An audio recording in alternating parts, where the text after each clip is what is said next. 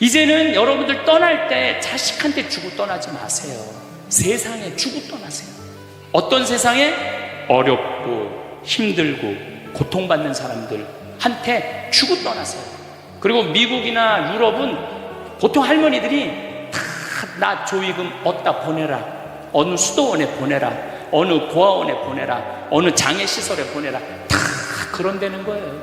대한민국 사람들만 죽을 때까지 이기적으로 죽는 거예요. 살아서도 이기적으로 살고 죽을 때도 이기적으로 죽는 거예요. 그래서 하여튼 우리 형제들은 조의금 구경도 못했어. 대신 내가 우리 형제들한테 보내준 선물이 있어요. 조의금 명단은 다 보내줬어. 타이프 쳐갖고. 갚아야 될 거 아니야. 갚아야 될 거 아니야. 되게 죽은 사람들의 경험을 들어보면은, 내가 이 키블러 로스라는 이분 책을 요즘 계속 읽고 있는데, 기가 막힌 거는 딸이 죽었어. 근데 다시 살아났어. 근데 이 딸이 아빠 엄마한테 얘기하는 거야. 엄마 아빠 내가 죽었는데 오빠가 나를 너무 행복하게 기다리고 있어. 그래서 그 오빠랑 놀았는데 너무너무 행복했어.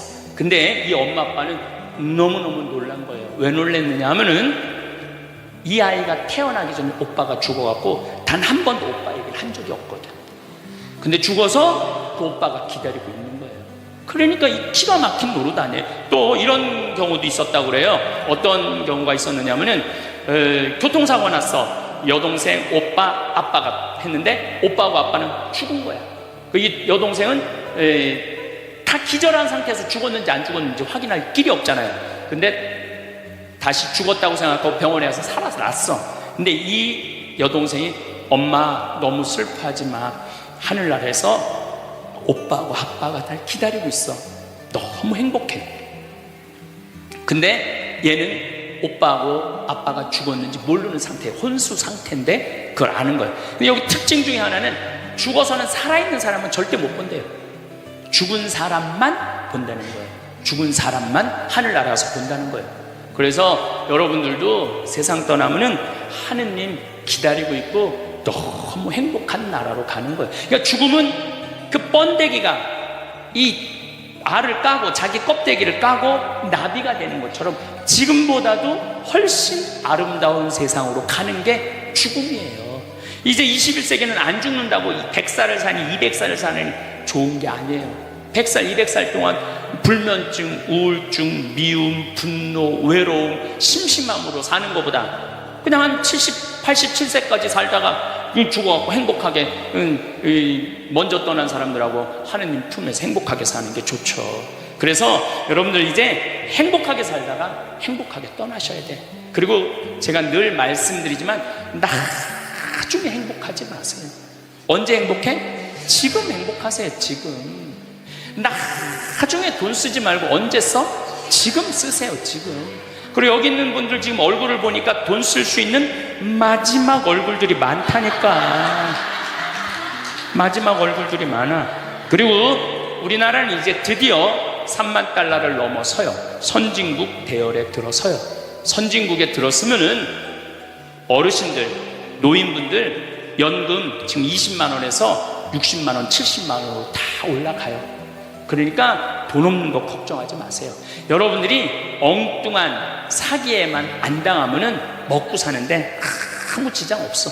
욕심만 안 부리면은 충분히 행복하게 살 수 있어. 그리고 이렇게 강의 따라다니면서 배우는 여러분들, 진리를 목말라 하는 여러분들은 앞으로 행복하게 사실 수 있으세요. 예.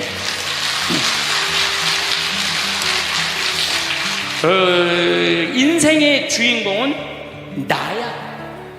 내 자식이 아니고 내 남편이 아니고 내 아내가 아니야. 내 행복은 누가 책임지느냐 하면 내가 책임지는 거야. 내가 지금 불행한 거는 남편 탓도 아니고 자식 탓도 아니고 누구 탓이야? 내 탓이야. 왜? 나를 위해서 쓰는 법을 배운 적이 없어. 나를 위해서 버는 법은 배웠는데 쓰는 법을 배운 적이 없어. 본인들을 위해서 쓰세요. 자, 1960년대 70년대는 열심히 살아야 돼. 너 정말로 아끼고 살아야 돼. 가난했을 때 얘기해요. 이제 3만 달러가 넘었을 때는 이제는 재밌게 살고 행복하게 살고 의미 있게 살고 나누고 살아야 돼. 언어가 이제는 바뀌어야 돼. 영상을 라디오처럼 편하게 틀어놓고 들으셔도 좋습니다. 구독과 좋아요, 알람 설정 꾹 눌러주세요.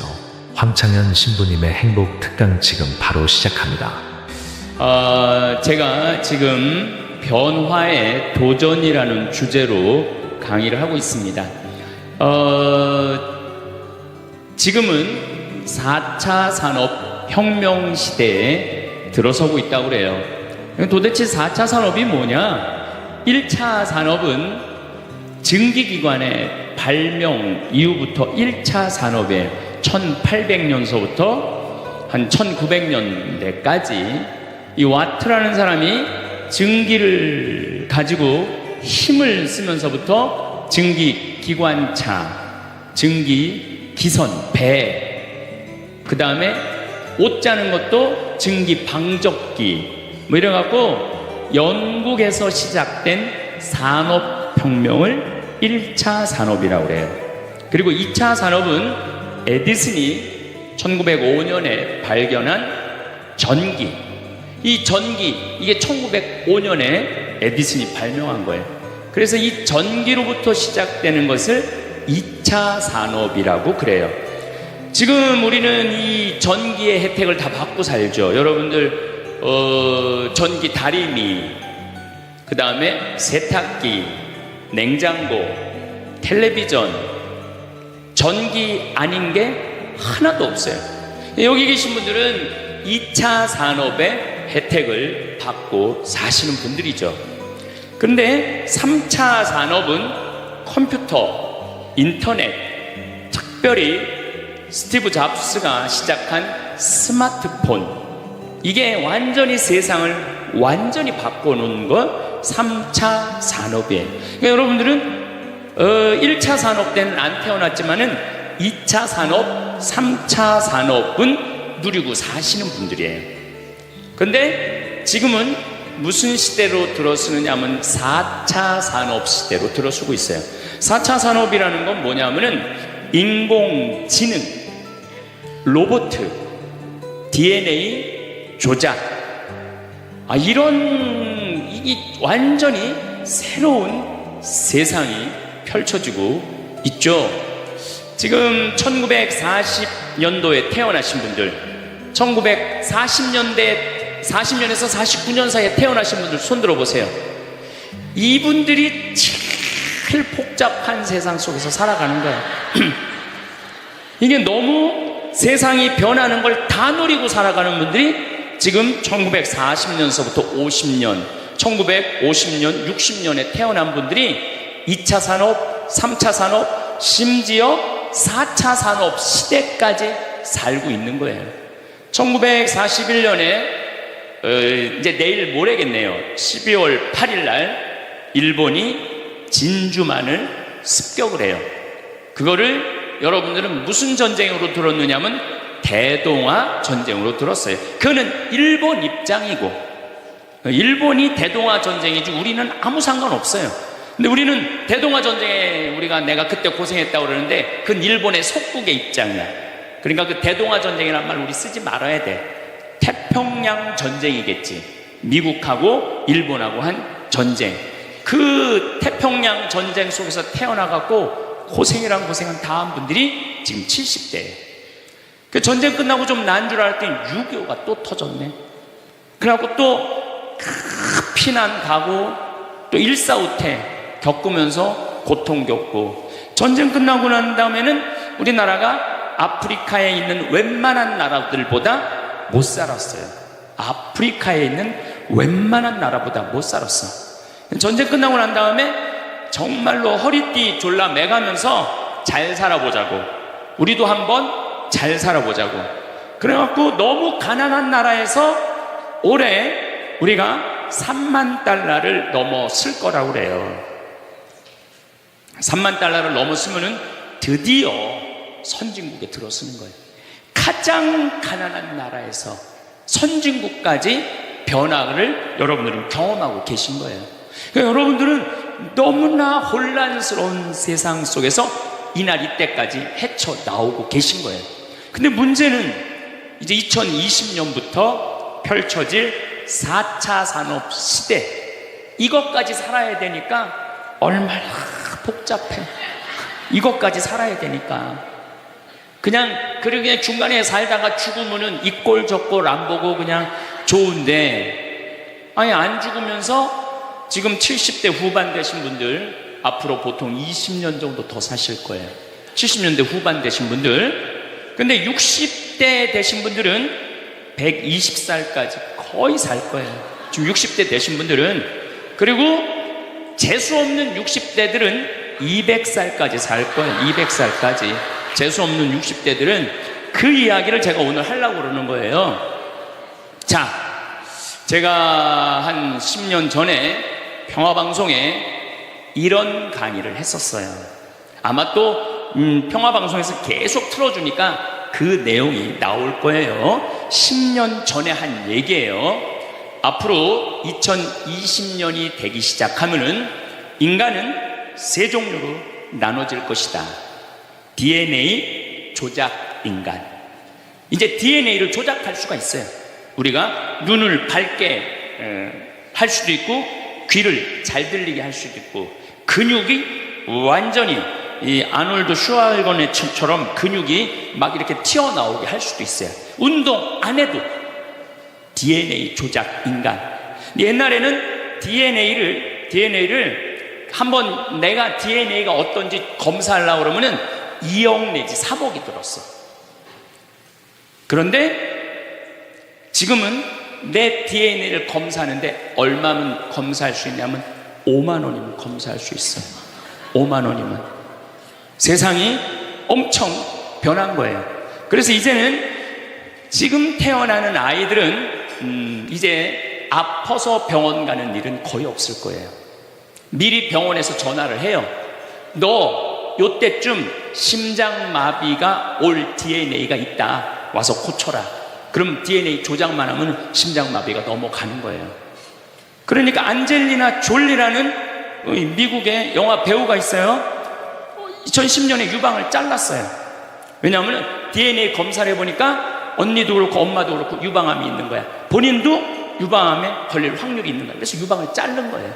그러니까 미리 병을 예방을 하는 시대가 오는 거예요.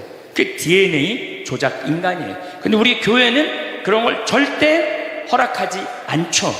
절대 허락하지 않는데 절대 현대인들은 할 거라는 거예요. 그 다음에 두 번째 인간은 어떤 인간이냐면 사이버 인간, 기계 인간이에요. 인공지능 로봇 인간.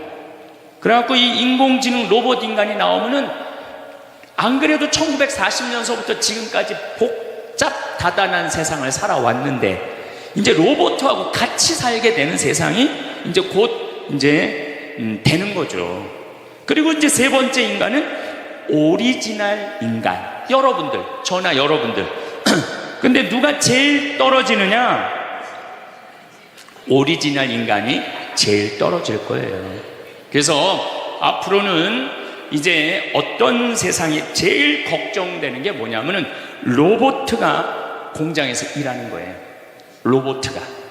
로봇가 공장에서 일을 하게 되면은 많은 노동자들은 일자리를 잃어버려요.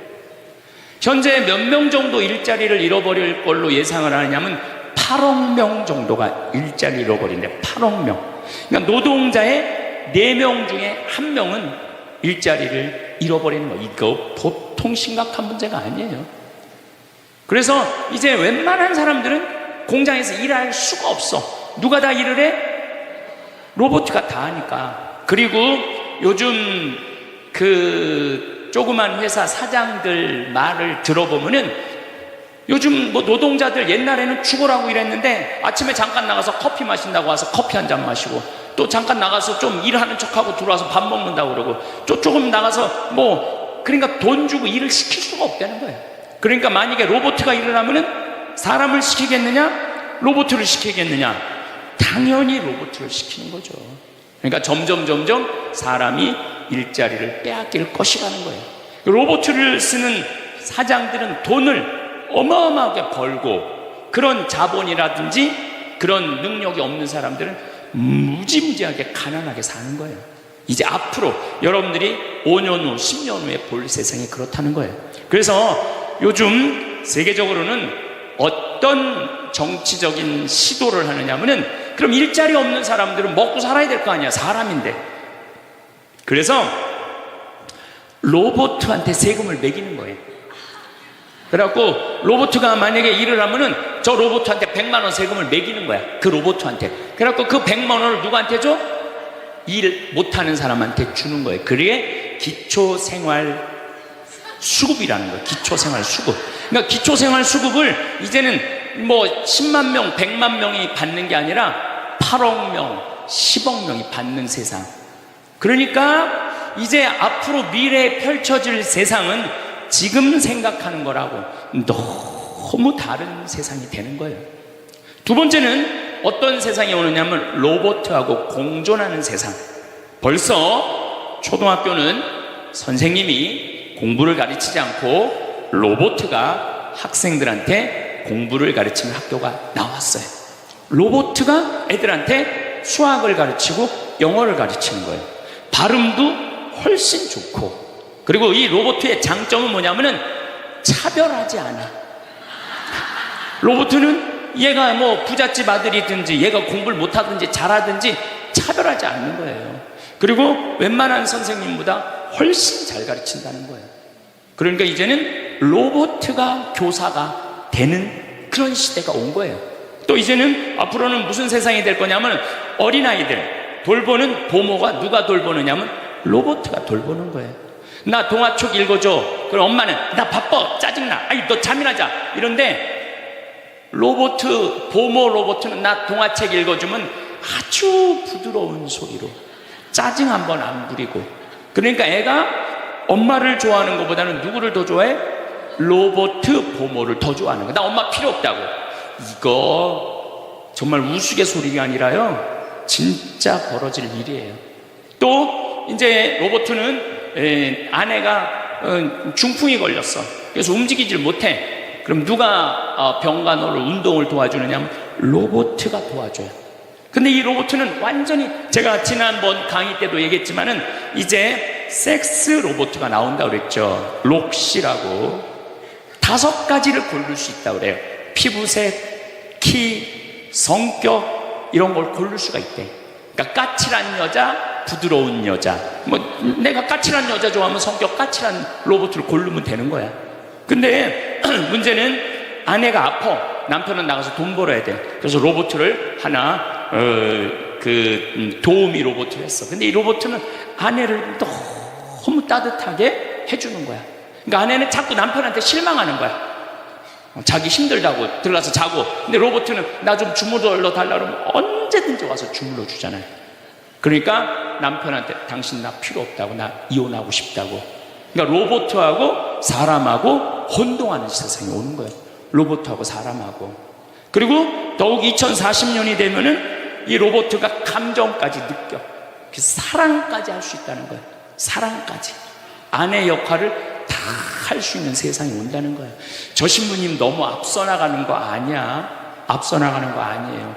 지금 미래 과학자들은 다 그런 세상이 온다고. 근데 이게 먼 미래가 아니라 바로 코앞에 와 있다는 거예요. 바로 코앞에 와 있다는 거예요. 3D 프린터기로 콩팥 만들 수 있어요. 간 만들 수 있어요. 요즘 시도하는 건 심장까지 만들어 갖고, 이제 앞으로는 이제 여러분들이 이제 한 90살쯤 되면은 85살쯤 돼도 그럴지 몰라. 생일날 아버지 이번 생일에 아버지 간 좀 갈아드릴게요. 그래갖고 간 갈아주고, 내년에는 심장 갈아드릴게요. 심장 갈아주고. 그런 세상이 올 가능성이 굉장히 많아요. 그럴 세상이. 참 이게 오래 사는 게 2045년까지만 살면은 안 죽는다는 거예요. 2045년. 그러니까 내가 80살까지만 나도 살면 어떻게든지 버티면은 안 죽을 수 있다는 거. 80살까지만.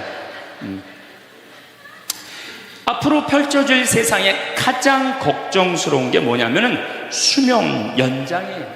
수명 연장. 여기 계신 분들 중에 아까도 말씀드렸지만은 100살, 120살, 정말로 재수 없으면은 200살까지 살 수 있는 분들이 많습니다. 실질적으로 많아요. 근데 여러분들 오래 사는 거 좋을까요? 내가 많은 분들이 오래 살기를 원해요. 안 죽는 걸 원해요. 근데 내가 만약에 앞으로 뭐 길게 안 보고 딱 120살까지 산다고 보면 내가 앞으로 67년 정도 더 살면은 120살 되거든요. 67년. 근데 내가 앞으로 67년 동안 사는 동안 불면증이 있어. 매일 밤마다 잠이 안 와. 67년 동안. 그 여러분들 좋을 것 같아요?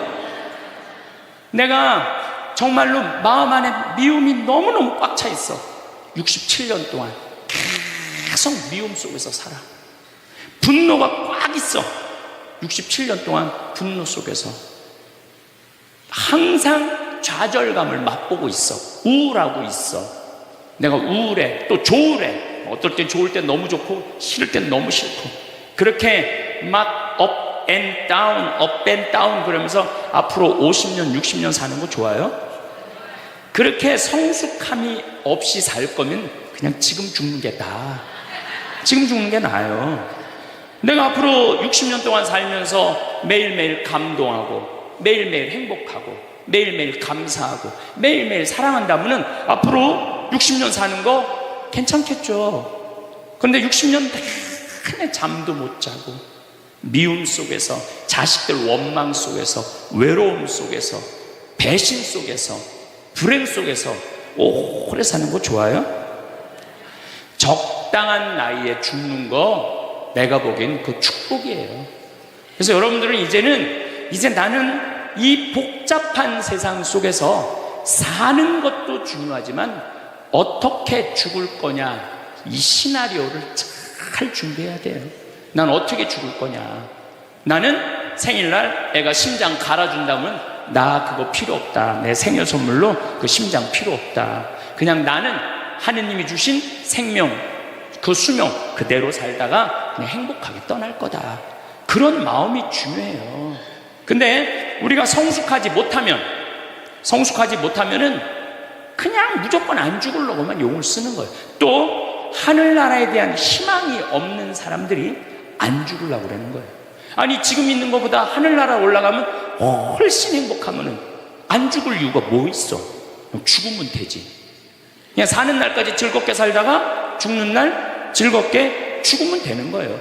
이 훈련이 꼭 필요해요.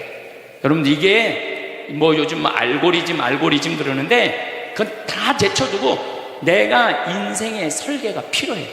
나는 몇 살까지 살다가 더 이상 치료받지 않고 암이 걸리면은 안 갈고, 그냥 안 갈고, 간 안 갈고, 신장 안 갈고, 췌장 안 갈고 그냥 하느님 품으로 간다는 생각이 아주 중요하다는 거예요. 제가 보기에는 한 87세까지 살다가 죽는 게 제일 좋은 것 같아요. 87세. 아주 딱 좋은 나이가 87세예요. 죽기 딱 좋은 나이가 87세 같아요. 그거 넘었으면은 정말 안 보이고 안 들리고 불편해요. 그래서 87세까지 건강하게 살다가 행복하게 떠나는 그런 마음가짐이 제 생각에 참 중요한 것 같아요. 사실 지난 2017년 4월 10일 날 우리 아버지께서 세상을 떠나셨어요. 올해 떠나신 거죠. 올해 떠나셨는데 우리 아버지는 평생 쌍시옷 소리를 한 번도 하신 적이 없어요.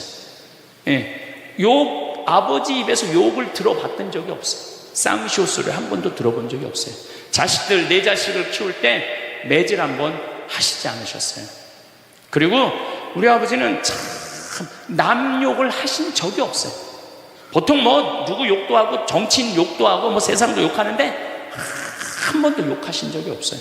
그리고 지금 요즘 아버지 생각을 이렇게 보면은 아버지한테 제일 놀라운 거는 우리 아버지가 그냥 옛날에 연초대조청이라고 담배 회사 그냥 기능 공무원이셨어요. 그러니까 뭐 여유 있게 돈을 쓰실 기회가 없으셨죠. 근데 어렸을 때도 돈이 없어서 불편하다, 돈이 있었으면 좋겠다, 그런 말씀 하신 적이 없어요.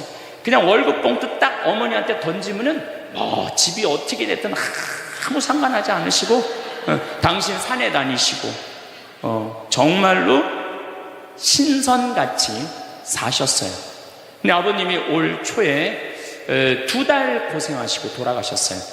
40년 동안 병원 한번 안 가시다가 2달 전에 쓰러지셔서 병원에 모셨죠.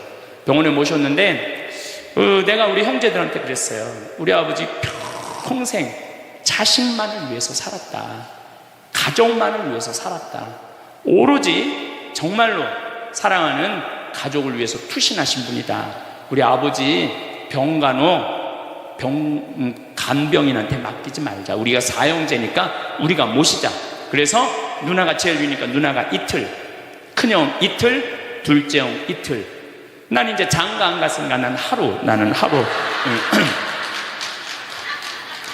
그래서 우리 형제들은 전부 다 결혼하고 손자들이 전부 다 아들, 딸 이러니까 아이들이 다 돌아가면서 아버지 병간호를 했어요. 그야말로 자식들 품에서 돌아가셨죠. 자식들 품에서 돌아가셨어요.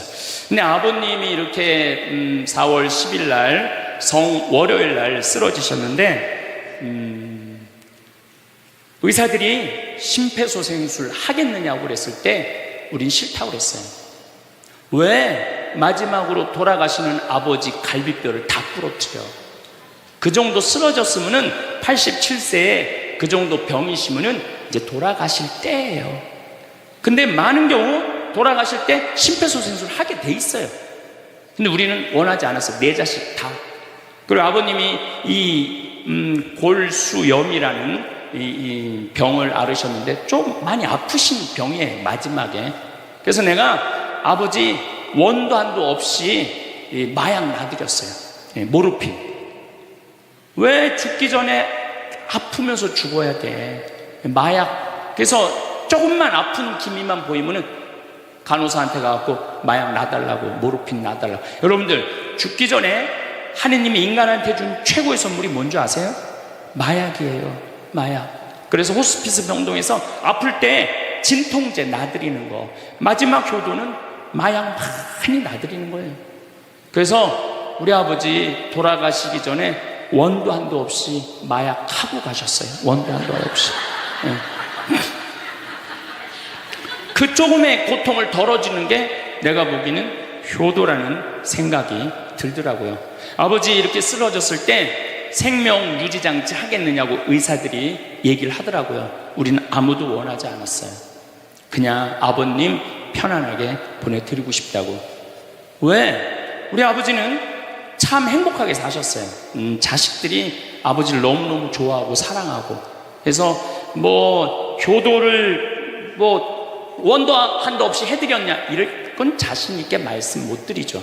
하지만 그래도 자식들이 아버지, 손자, 손녀들이 할아버지 너무너무 사랑했기 때문에 편안하게 보내드릴 수 있었어요. 제가 작년에 왠지 우리 아버님한테 용돈을 많이 드리고 싶더라고요. 평생 돈 한번 넉넉하게 써보시지 못한 아버지한테 용돈 많이 드려야 되겠다. 그래서 제가 작년에는 이제 외부 강의 한 달에 한 번 하면 한 번, 2번 하면 2번. 아버지가 무슨 돈을 이렇게 많이 주느냐고, 신부님. 아버지 원도 한도 없이 마음껏 써보시라고. 그래서 작년 한 해 내도 그전에는 조금씩 용돈 드리다 작년에는 그냥 막 이만큼씩 드렸어요. 아버지 원도 한도 없이 쓰시라고. 마음 안에 이런 마음이 있었어요. 한번 평생 마음껏 돈 한 번 써보시지 못한 아버지 마음껏 돈 쓰시라고. 그랬다 1억을 드리거나 2억을 드린 게 아니야. 100만 원, 200만 원, 한 달에 300만 원 용돈 드린 거죠. 그러니까 아버님이 노인정에 그 노인 어르신들 밥 다 사고, 또 우리 자녀들이 그 23명인데 아버지한테 식사하러 가면은 아버지가 밥값을 다 냈대.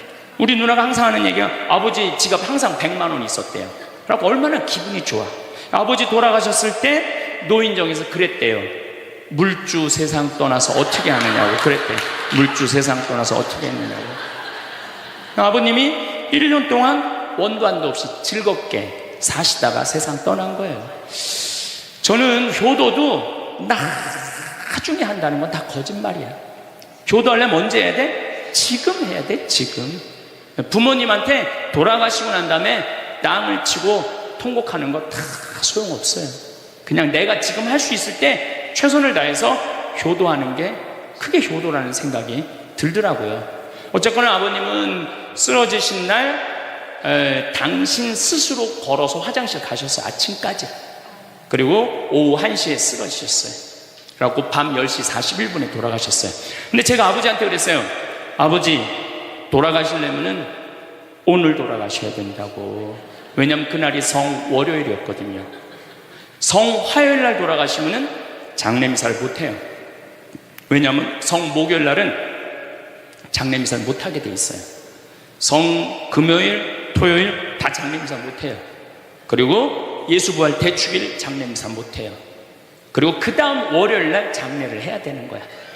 의사 선생님은 오늘 내일 돌아가실 것 같다고 그러는데 내가 그랬어. 돌아가시려면 오늘 돌아가시라고. 내일 돌아가시지 말고. 근데 딱 10시 41분에 돌아가셨어요. 그래서 성수요일 날 아버님 장례 미사를 하는데 우리 수원교회 주교님 4분이 다 오셨어. 얼마나 그게 영광스러워요. 주교님이 4분이나 오셨으니까. 왜냐하면 성주관이니까 주교님들이 외국에 아무도 안 나가시고 교구청에 다 계셨던 거야. 얼마나 좋아요. 주교님 4분이 다 오셔서 미사를 봉헌해 주시니 얼마나 축복된 아버지예요. 또 신부님들이 많이 오셔갖고 그 성당에 수원 정작 꽃매 성당인데 꽤 그래도 큰 성당인데 신부님들이 꽉 차갖고 젊은 신부들이 지하에서 미사를 봉헌했다는 거예요. 그것처럼 축복이 어디 있어요. 그냥 하루라도 더 살라고 용 쓰다가 화요일날 돌아가셨으면 7일장 하는 거예요. 7일장. 하루라도 더 살라고 용을 쓰셨으면. 근데 우리 아버지는 정말로 살아있을 때도 나한테 행복을 주시는데 떠나실 때도 행복하게 떠나시더라고요. 여러분들도 마찬가지예요. 여러분들도 살아있을 때도 행복하게 사시고 죽을 때도 행복하게 죽으세요.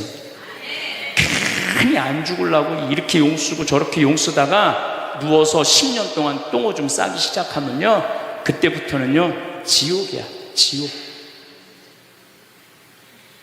여러분들은 제일 좋은 거는 자다가 주무시다가 죽는 거예요.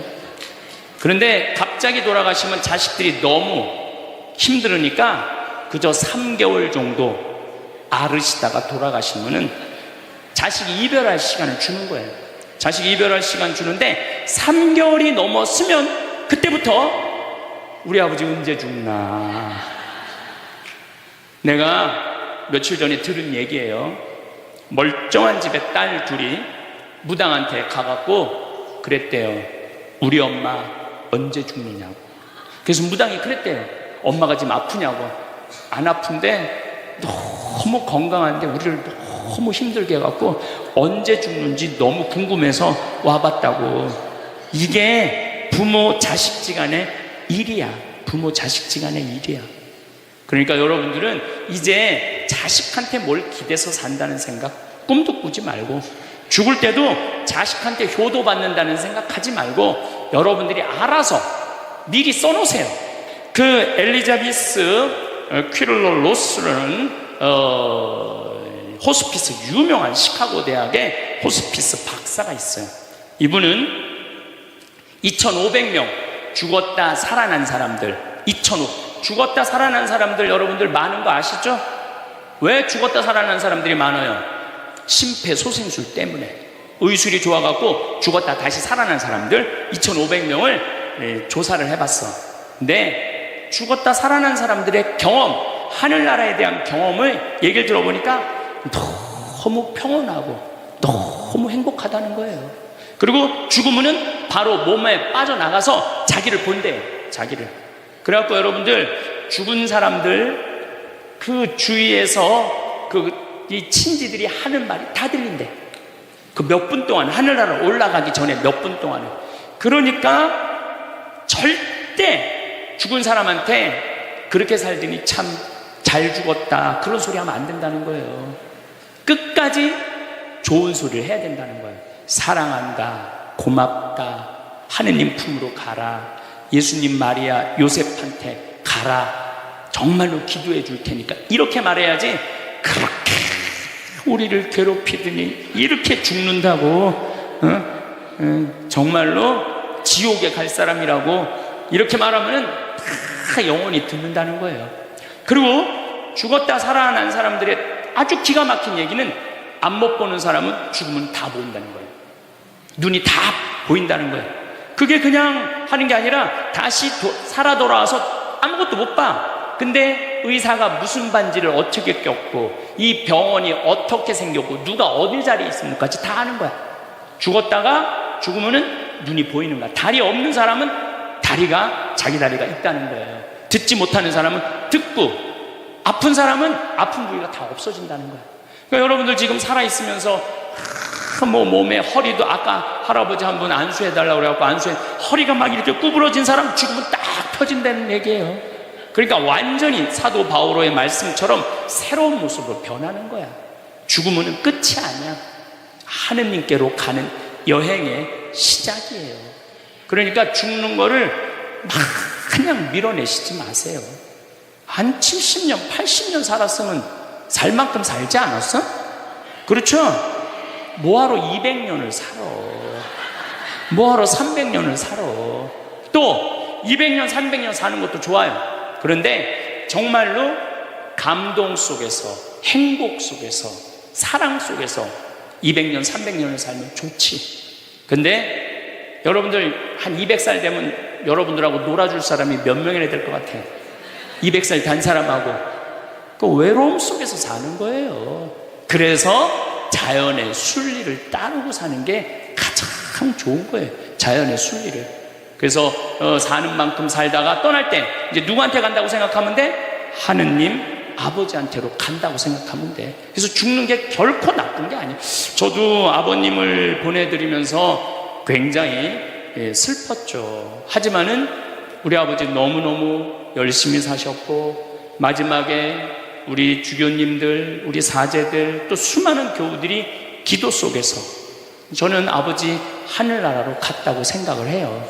또 아버지는 살아생전에 고향이 경상도 함양인데 어머니가 이미 가묘를 다 해놨어, 고향에다가. 근데 아버지는 고향에 가기 싫다는 거예요. 어머니는 고향에 가고 싶고, 죽으면은. 그래서 아버지는 나는 고향에 안 가. 어머니 왜 안 가냐고, 그 고향에 그 좋은 산소 써놓고 맨날 두 분이 간다 안 간다 그러시더라고요. 난 그 얘기를 들을 때마다 참 웃기더라고요. 왜 웃기냐면은 갔다가 모셔다가 묻는 건 우린데 본인이 간다고 가고 안 간다고 안 가.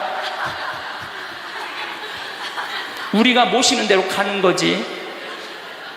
근데 작년에 아버님이 굉장히 건강하셨어요. 올해 쓰러지기 전에. 근데 아버님 말씀이 제 귀를 울리더라고요. 그래서 우리 천주교 수원교구 안성 천주교 공원묘원에 갔어요.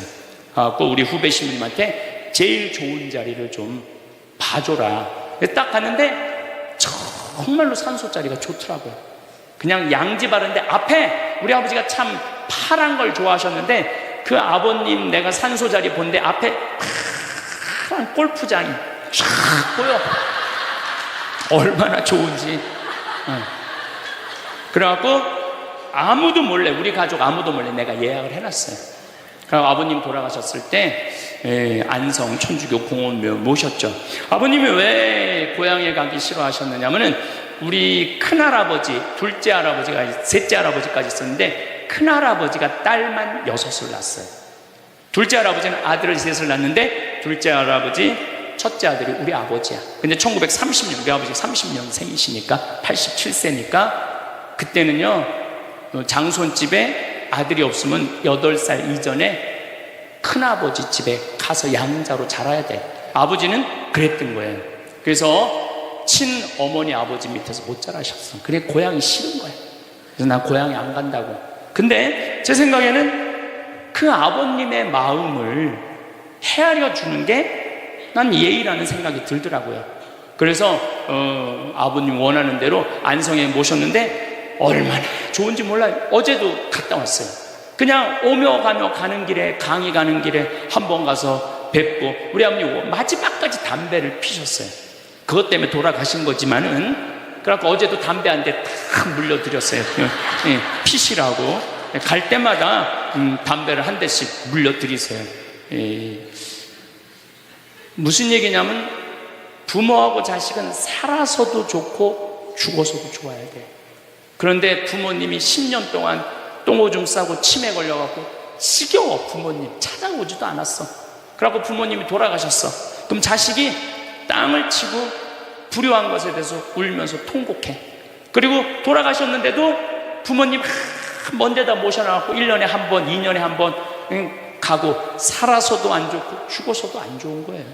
그러니까 여러분들은 살아서도 좋고 죽어서도 좋은 부모 자식 관계를 유지하려면 죽음에 대해서 생각을 많이 하셔야 돼요. 죽음에 대해서. 근데 이제 아버님 돌아가셨는데 딱 화요일 하루 장례를 했는데 조문객들이 얼마나 많이 왔는지 밥을 7번을 했대요. 보통 장례 밥 한 번 한대. 근데 밥을 7번 했대. 우리 형님 둘도 나만 활동을 많이 하는 게 아니라 형님 둘도 어마어마하게 친구가 많더라고 보니까. 우리 누님도 그렇고. 그러니까 그냥 1000명 이상이 조문객이 왔으니까 조의금도 굉장히 많이 들어왔다는 얘기죠. 조의금도. 근데 내가 그 조의금을 싹 모아서 평창으로 갖고 왔어요. 우리 형제들은 조의금을 구경도 못했어요. 제가 왜 그걸 싹 모아서 갖고 왔느냐 하면은 내가 본당 신부 때 장례 식장에 교우들 초상 남은 가면은 상주가 안 나와. 그 왜 안 나오냐 그랬더니 저기 지금 방에 들어가고 조의금 갖고 싸운다는 거야. 네가 더 가질 거냐 내가 더 가질 거냐. 여러분들 저는 우리 지금 대한민국이 이 변화, 제가 변화의 도전이라는 주제로 강의를 하지만 이 변화되는 세상에 생각을 바꿔야 돼요. 이제 지금 기업의 0.3%가 우리나라 총이익의 50%를 갖고 있대요. 그러면 그 0.3% 되는 대기업가들이 다 가난한 사람을 위해서, 나라를 위해서 세금을 내놔야 돼요. 이 시대는 이제 로봇가 자리 다 뺏어가고 사이버 인간이 다 뺏어가고 우리는 어떻게 살아, 인간은. 그래서 이 정치가 중요한 거예요. 21세기는. 또 직장생활 안 하는 사람들은 사람이 일을 안 하면요 행복하지 않은 거예요. 일을 안 하면. 여기 계신 분들 혹시 불면증 걸리신 분들 있죠? 제가 불면증 치료법 알려드릴게요. 어떻게 하면 잠을 잘 오느냐면 아침 6시에 일어나. 그래갖고 아침 기도해. 아침 기도, 부모를 위한 기도, 나라를 위한 기도, 자녀를 위한 기도 다 해. 그리고 정성스럽게 이불 개고 세수, 머리도 다 저기 드라이기 쓰지 말고 수건으로 다 말려 머리도. 그리고 밥 정성스럽고 해 먹고 목욕탕도 가갖고 묵직이도 5단 있는 힘 땀 다 빼고 그리고 발차기도 하고 목욕탕 안에서 제일 좋은 거라는 거예요. 그리고 산책하고 미사창력하고 성서 쓰고 정성스럽게 행동을 하세요. 설거지도 정성스럽게 하고. 그러면은 저녁 8시만 되면 기절해서 자요. 여러분들이 하루 생활이 정성스럽지 않기 때문에 잠을 못 자는 거예요. 기절해서 자요. 저는 요즘 지금 목도 지금 특강을 너무 많이 해갖고 목이 쉬었는데 요즘 이렇게 어제도 대전 강의 갔다 와서 7시만 되니까 막 눈알이 뒤집어지려고 그러더라고요. 눈알이. 그러면 자는 거예요. 근데 아무것도 안 하고 그냥 가만히 움직이지 않으면요 밤에 잠이 안 오죠. 당연히 잠이 안 오죠. 그래서 정성스럽게 사는 게 중요한 거예요. 어쨌거나 하여튼 아버님 그 조의금을 싹 갖고 왔어요. 평창에. 그래갖고 내가 우리 형제들한테 얘기했어요. 아버님 돌아가신 조의금은 어린아이를 위해서 쓸 거고 어머님이 돌아가신 조의금은 노인분들을 위해서 쓸 거다. 그래서 이번에 잠비아에 에이즈 어린이 고아원 짓는데 아버님 조의금 보냈어요. 또 빈센트 병원에서 이번에 20명을 수술을 해줬는데 그 중에 2명 아버님 조의금으로 또 수술도 해주고. 아직도 많이 남아있어. 아직도. 이제는 여러분들 떠날 때 자식한테 주고 떠나지 마세요. 세상에 주고 떠나세요. 어떤 세상에? 어렵고 힘들고 고통받는 사람들한테 주고 떠나세요. 그리고 미국이나 유럽은 보통 할머니들이 다 나 조의금 어디다 보내라, 어느 수도원에 보내라, 어느 고아원에 보내라, 어느 장애시설에 보내라, 다 그런 데는 거예요. 대한민국 사람들만 죽을 때까지 이기적으로 죽는 거예요. 살아서도 이기적으로 살고 죽을 때도 이기적으로 죽는 거예요. 그래서 하여튼 우리 형제들은 조의금 구경도 못했어. 대신 내가 우리 형제들한테 보내준 선물이 있어요. 조의금 명단은 다 보내줬어. 타이프 쳐갖고. 갚아야 될 거 아니야. 갚아야 될 거 아니야. 되게 죽은 사람들의 경험을 들어보면은, 내가 이 키블러 로스라는 이분 책을 요즘 계속 읽고 있는데, 기가 막힌 거는 딸이 죽었어. 근데 다시 살아났어. 근데 이 딸이 아빠 엄마한테 얘기하는 거. 엄마 아빠 내가 죽었는데 오빠가 나를 너무 행복하게 기다리고 있어. 그래서 그 오빠랑 놀았는데 너무너무 행복했어. 근데 이 엄마 아빠는 너무너무 놀란 거예요. 왜 놀랐느냐 하면은 이 아이가 태어나기 전에 오빠가 죽어갖고 단 한 번도 오빠 얘기를 한 적이 없거든. 근데 죽어서 그 오빠가 기다리고 있는 거예요. 그러니까 이 기가 막힌 노릇 아니에요. 또 이런 경우도 있었다고 그래요. 어떤 경우가 있었느냐면은 교통사고 났어. 여동생, 오빠, 아빠가 했는데 오빠하고 아빠는 죽은 거야. 이 여동생은 다 기절한 상태에서 죽었는지 안 죽었는지 확인할 길이 없잖아요. 근데 다시 죽었다고 생각하고 병원에 가서 살아났어. 근데 이 여동생이 엄마 너무 슬퍼하지 마. 하늘나라에서 오빠하고 아빠가 날 기다리고 있어. 너무 행복해. 근데 얘는 오빠하고 아빠가 죽었는지 모르는 상태, 혼수 상태인데 그걸 아는 거예요. 근데 여기 특징 중에 하나는 죽어서는 살아있는 사람은 절대 못 본대요. 죽은 사람만 본다는 거예요. 죽은 사람만 하늘나라 가서 본다는 거예요. 그래서 여러분들도 세상 떠나면은 하느님 기다리고 있고 너무 행복한 나라로 가는 거예요. 그러니까 죽음은 그 번데기가 이 알을 까고 자기 껍데기를 까고 나비가 되는 것처럼 지금보다도 훨씬 아름다운 세상으로 가는 게 죽음이에요. 이제 21세기는 안 죽는다고 100살을 사니 200살을 사니 좋은 게 아니에요. 100살, 200살 동안 불면증, 우울증, 미움, 분노, 외로움, 심심함으로 사는 것보다 그냥 한 70, 87세까지 살다가 죽어갖고 행복하게 먼저 떠난 사람들하고 하느님 품에서 행복하게 사는 게 좋죠. 그래서 여러분들 이제 행복하게 살다가 행복하게 떠나셔야 돼. 그리고 제가 늘 말씀드리지만 나중에 행복하지 마세요. 언제 행복해? 지금 행복하세요. 지금. 나중에 돈 쓰지 말고 언제 써? 지금 쓰세요. 지금. 그리고 여기 있는 분들 지금 얼굴을 보니까 돈 쓸 수 있는 마지막 얼굴들이 많다니까. 마지막 얼굴들이 많아. 그리고 우리나라는 이제 드디어 3만 달러를 넘어서요. 선진국 대열에 들어서요. 선진국에 들었으면은 어르신들, 노인분들 연금 지금 20만 원에서 60만 원, 70만 원으로 다 올라가요. 그러니까 돈 없는 거 걱정하지 마세요. 여러분들이 엉뚱한 사기에만 안 당하면은 먹고 사는데 아무 지장 없어. 욕심만 안 부리면은 충분히 행복하게 살 수 있어. 그리고 이렇게 강의 따라다니면서 배우는 여러분들, 진리를 목말라 하는 여러분들은 앞으로 행복하게 사실 수 있으세요. 예.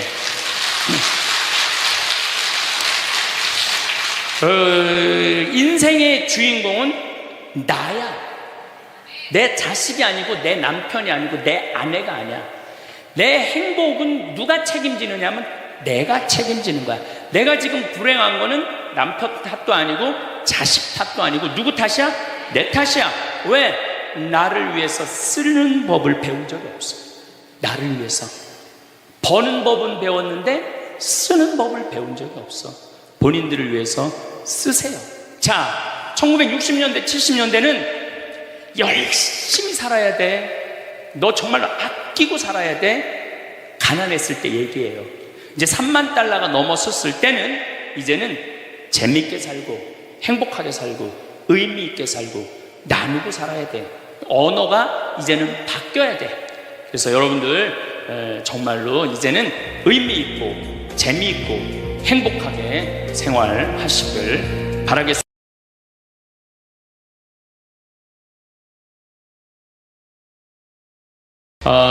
제가 지금 변화의 도전이라는 주제로 강의를 하고 있습니다. 지금은 4차 산업혁명 시대에 들어서고 있다고 그래요.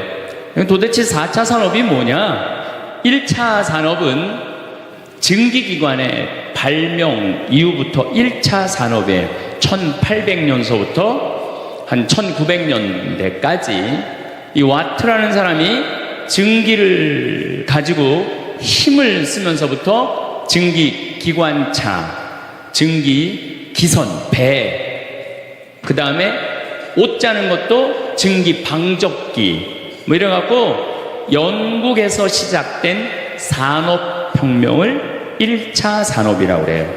그리고 2차 산업은 에디슨이 1905년에 발견한 전기, 이 전기, 이게 1905년에 에디슨이 발명한 거예요. 그래서 이 전기로부터 시작되는 것을 2차 산업이라고 그래요. 지금 우리는 이 전기의 혜택을 다 받고 살죠. 여러분들 전기 다리미, 그 다음에 세탁기, 냉장고, 텔레비전, 전기 아닌 게 하나도 없어요.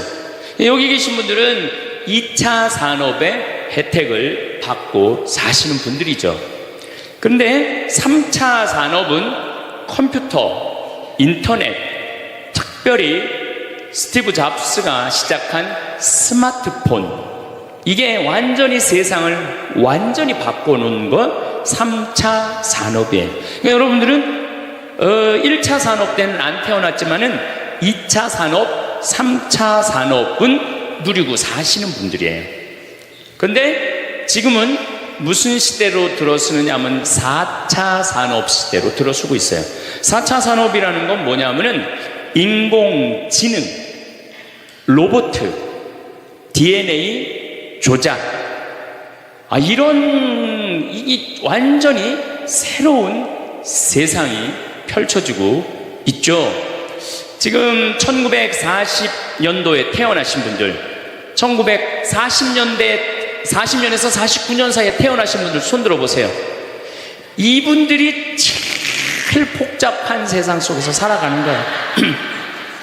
이게 너무 세상이 변하는 걸 다 노리고 살아가는 분들이 지금 1940년서부터 50년, 1950년, 60년에 태어난 분들이 2차 산업, 3차 산업, 심지어 4차 산업 시대까지 살고 있는 거예요.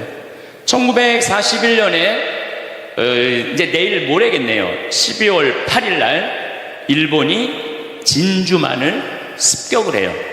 그거를 여러분들은 무슨 전쟁으로 들었느냐면 대동아 전쟁으로 들었어요. 그거는 일본 입장이고, 일본이 대동아 전쟁이지 우리는 아무 상관없어요. 근데 우리는 대동아 전쟁에 내가 그때 고생했다고 그러는데 그건 일본의 속국의 입장이야. 그러니까 그 대동아 전쟁이라는 말 우리 쓰지 말아야 돼. 태평양 전쟁이겠지. 미국하고 일본하고 한 전쟁. 그 태평양 전쟁 속에서 태어나갖고 고생이란 고생은 다 한 분들이 지금 70대예요. 그 전쟁 끝나고 좀 난 줄 알았더니 6.25가 또 터졌네. 그래갖고 또 피난 가고 또 일사후퇴 겪으면서 고통 겪고, 전쟁 끝나고 난 다음에는 우리나라가 아프리카에 있는 웬만한 나라들보다 못 살았어요. 아프리카에 있는 웬만한 나라보다 못 살았어. 전쟁 끝나고 난 다음에 정말로 허리띠 졸라 매가면서 잘 살아보자고, 우리도 한번 잘 살아보자고. 그래갖고 너무 가난한 나라에서 올해 우리가 3만 달러를 넘었을 거라고 그래요. 3만 달러를 넘었으면은 드디어 선진국에 들어서는 거예요. 가장 가난한 나라에서 선진국까지 변화를 여러분들은 경험하고 계신 거예요. 그러니까 여러분들은 너무나 혼란스러운 세상 속에서 이날 이때까지 헤쳐나오고 계신 거예요. 근데 문제는 이제 2020년부터 펼쳐질 4차 산업 시대, 이것까지 살아야 되니까 얼마나 복잡해. 이것까지 살아야 되니까 그냥 중간에 살다가 죽으면은 이 꼴 저 꼴 안 보고 그냥 좋은데, 아니 안 죽으면서 지금 70대 후반 되신 분들 앞으로 보통 20년 정도 더 사실 거예요. 70년대 후반 되신 분들. 근데 60대 되신 분들은 120살까지 거의 살 거예요. 지금 60대 되신 분들은. 그리고 재수없는 60대들은 200살까지 살 거예요. 200살까지. 재수없는 60대들은. 그 이야기를 제가 오늘 하려고 그러는 거예요. 자, 제가 한 10년 전에 평화방송에 이런 강의를 했었어요.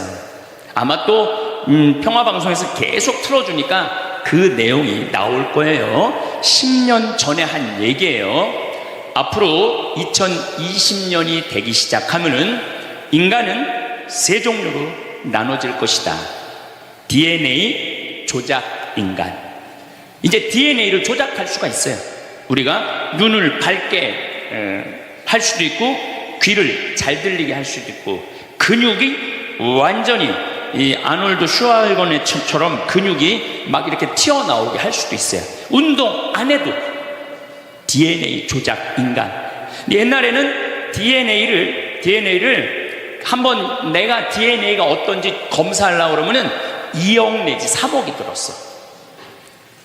그런데 지금은 내 DNA를 검사하는데 얼마면 검사할 수 있냐면 5만 원이면 검사할 수 있어요.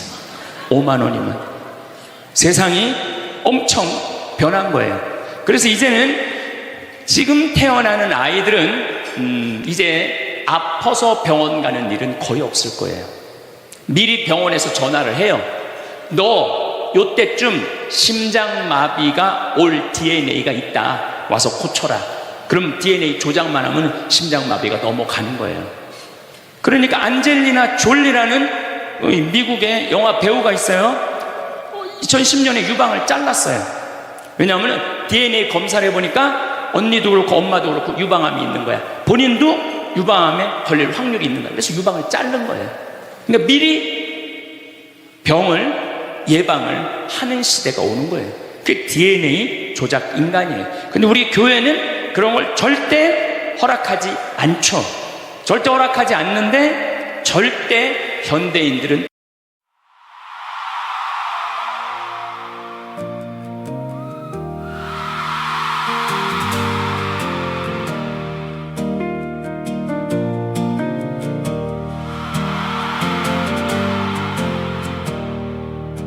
When I was younger, I drew skylines on the corners of my school notebooks.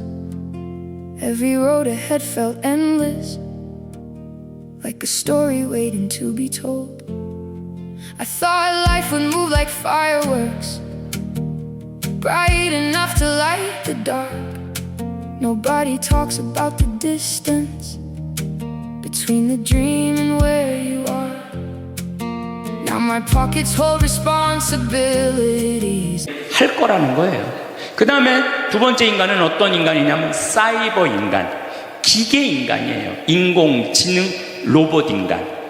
그래갖고 이 인공지능 로봇 인간이 나오면은 안 그래도 1940년서부터 지금까지 복잡 다단한 세상을 살아왔는데 이제 로봇하고 같이 살게 되는 세상이 이제 곧 이제 되는 거죠.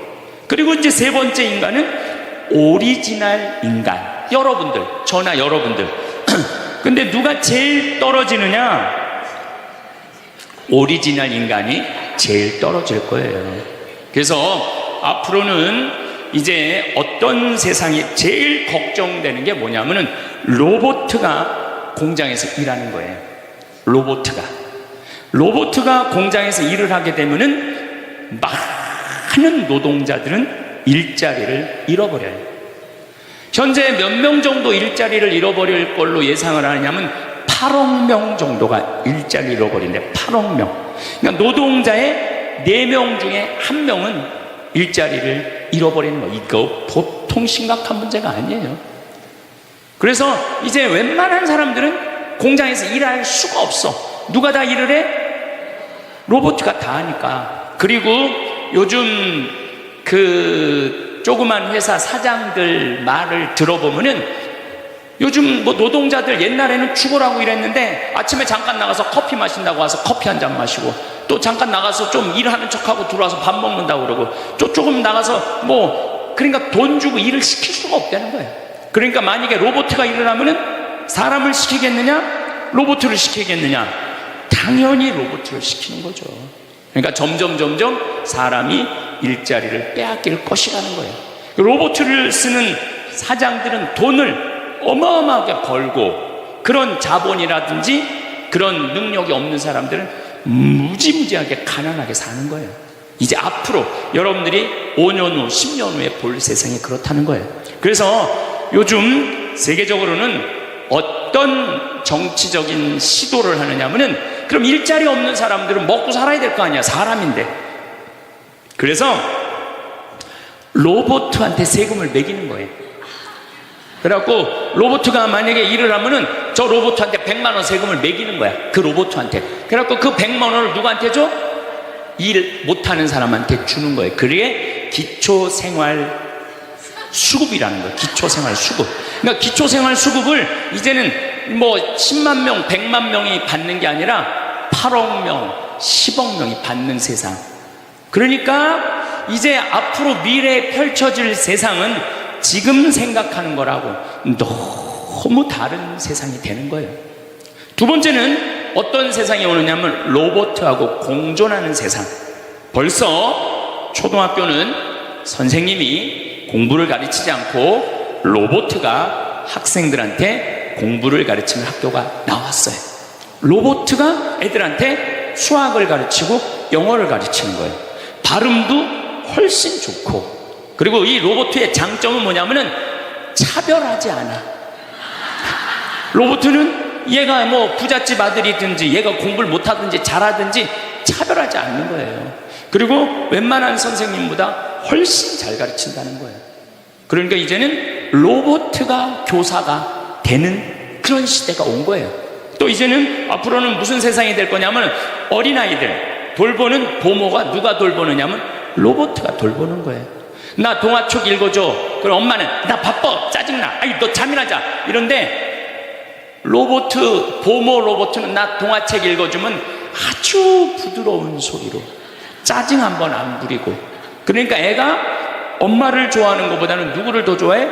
로봇 보모를 더 좋아하는 거야. 나 엄마 필요 없다고. 이거 정말 우스갯소리가 아니라요, 진짜 벌어질 일이에요.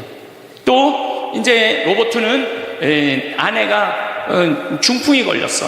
그래서 움직이질 못해. 그럼 누가 병간호를 운동을 도와주느냐 하면 로봇가 도와줘요. 근데 이 로봇은 완전히, 제가 지난번 강의 때도 얘기했지만은 이제 섹스 로봇가 나온다고 그랬죠. 록시라고.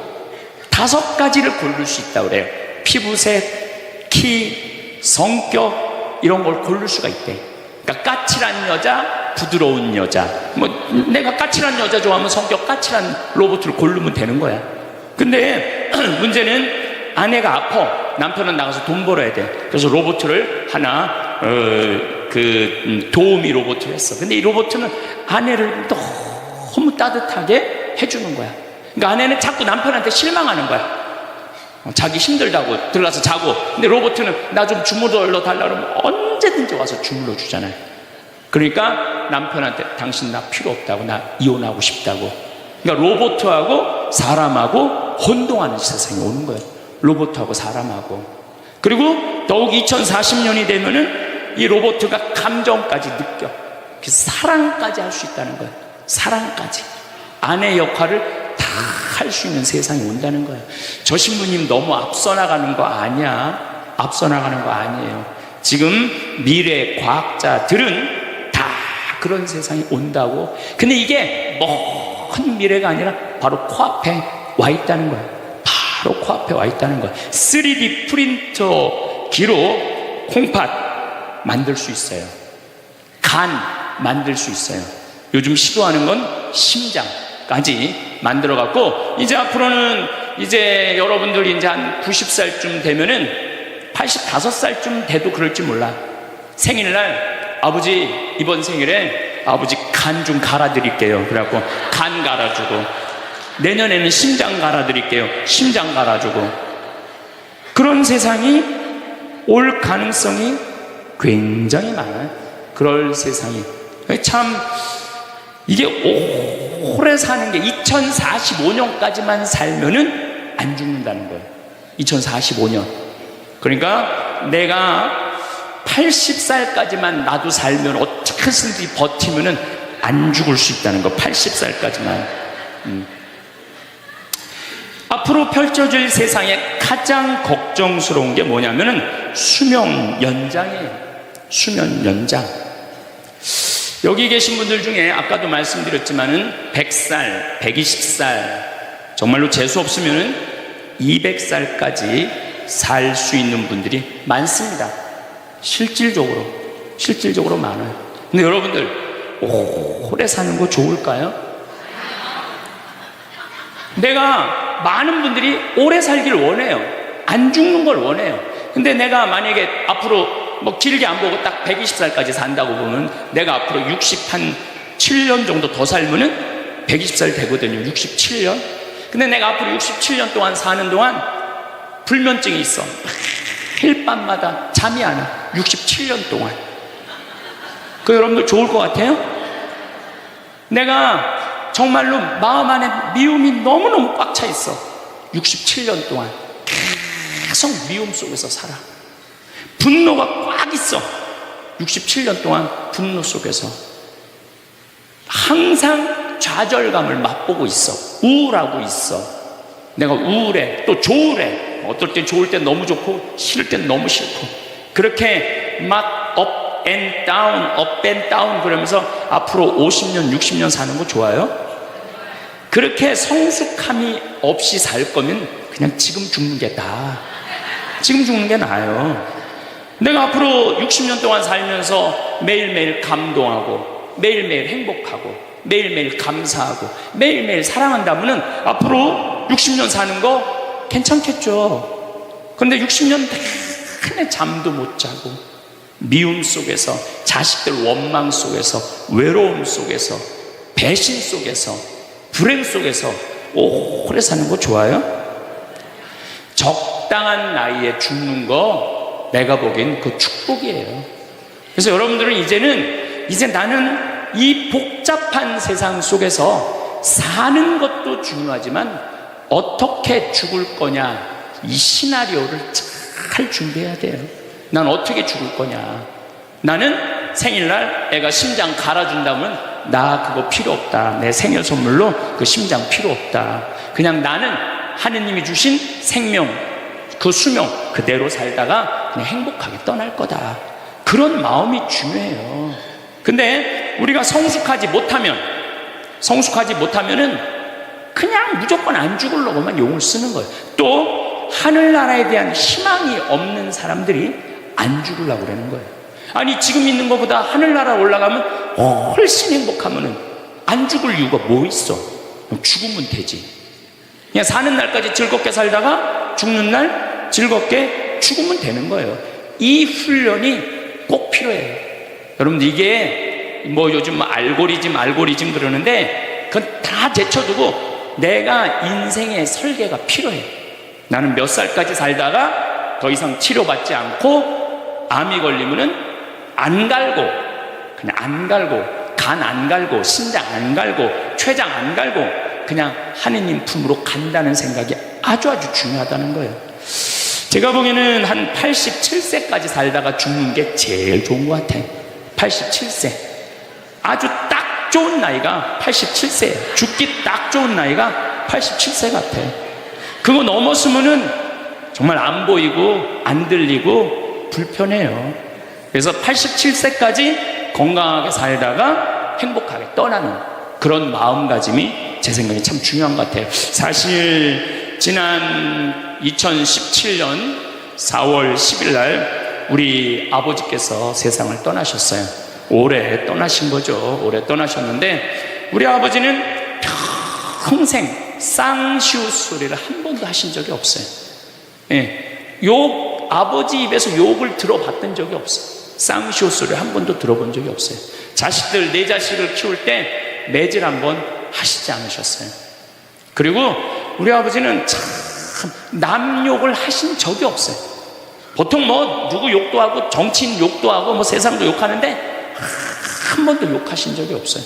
그리고 지금 요즘 아버지 생각을 이렇게 보면은 아버지한테 제일 놀라운 거는 우리 아버지가 그냥 옛날에 연초제조청이라고 담배 회사 그냥 기능 공무원이셨어요. 그러니까 뭐 여유 있게 돈을 쓰실 기회가 없으셨죠. 근데 어렸을 때도 돈이 없어서 불편하다, 돈이 있었으면 좋겠다, 그런 말씀 하신 적이 없어요. 그냥 월급 봉투 딱 어머니한테 던지면은 뭐 집이 어떻게 됐든 아무 상관하지 않으시고 당신 산에 다니시고 정말로 신선같이 사셨어요. 근데 아버님이 올 초에 2달 고생하시고 돌아가셨어요. 40년 동안 병원 한번 안 가시다가 2달 전에 쓰러지셔서 병원에 모셨죠. 병원에 모셨는데 내가 우리 형제들한테 그랬어요. 우리 아버지 평생 자식만을 위해서 살았다, 가족만을 위해서 살았다, 오로지 정말로 사랑하는 가족을 위해서 투신하신 분이다. 우리 아버지 간병인한테 맡기지 말자. 우리가 사형제니까 우리가 모시자. 그래서 누나가 제일 위니까 누나가 이틀, 큰형 이틀, 둘째 형 이틀. 난 이제 장가 안 갔으니까 나는 하루.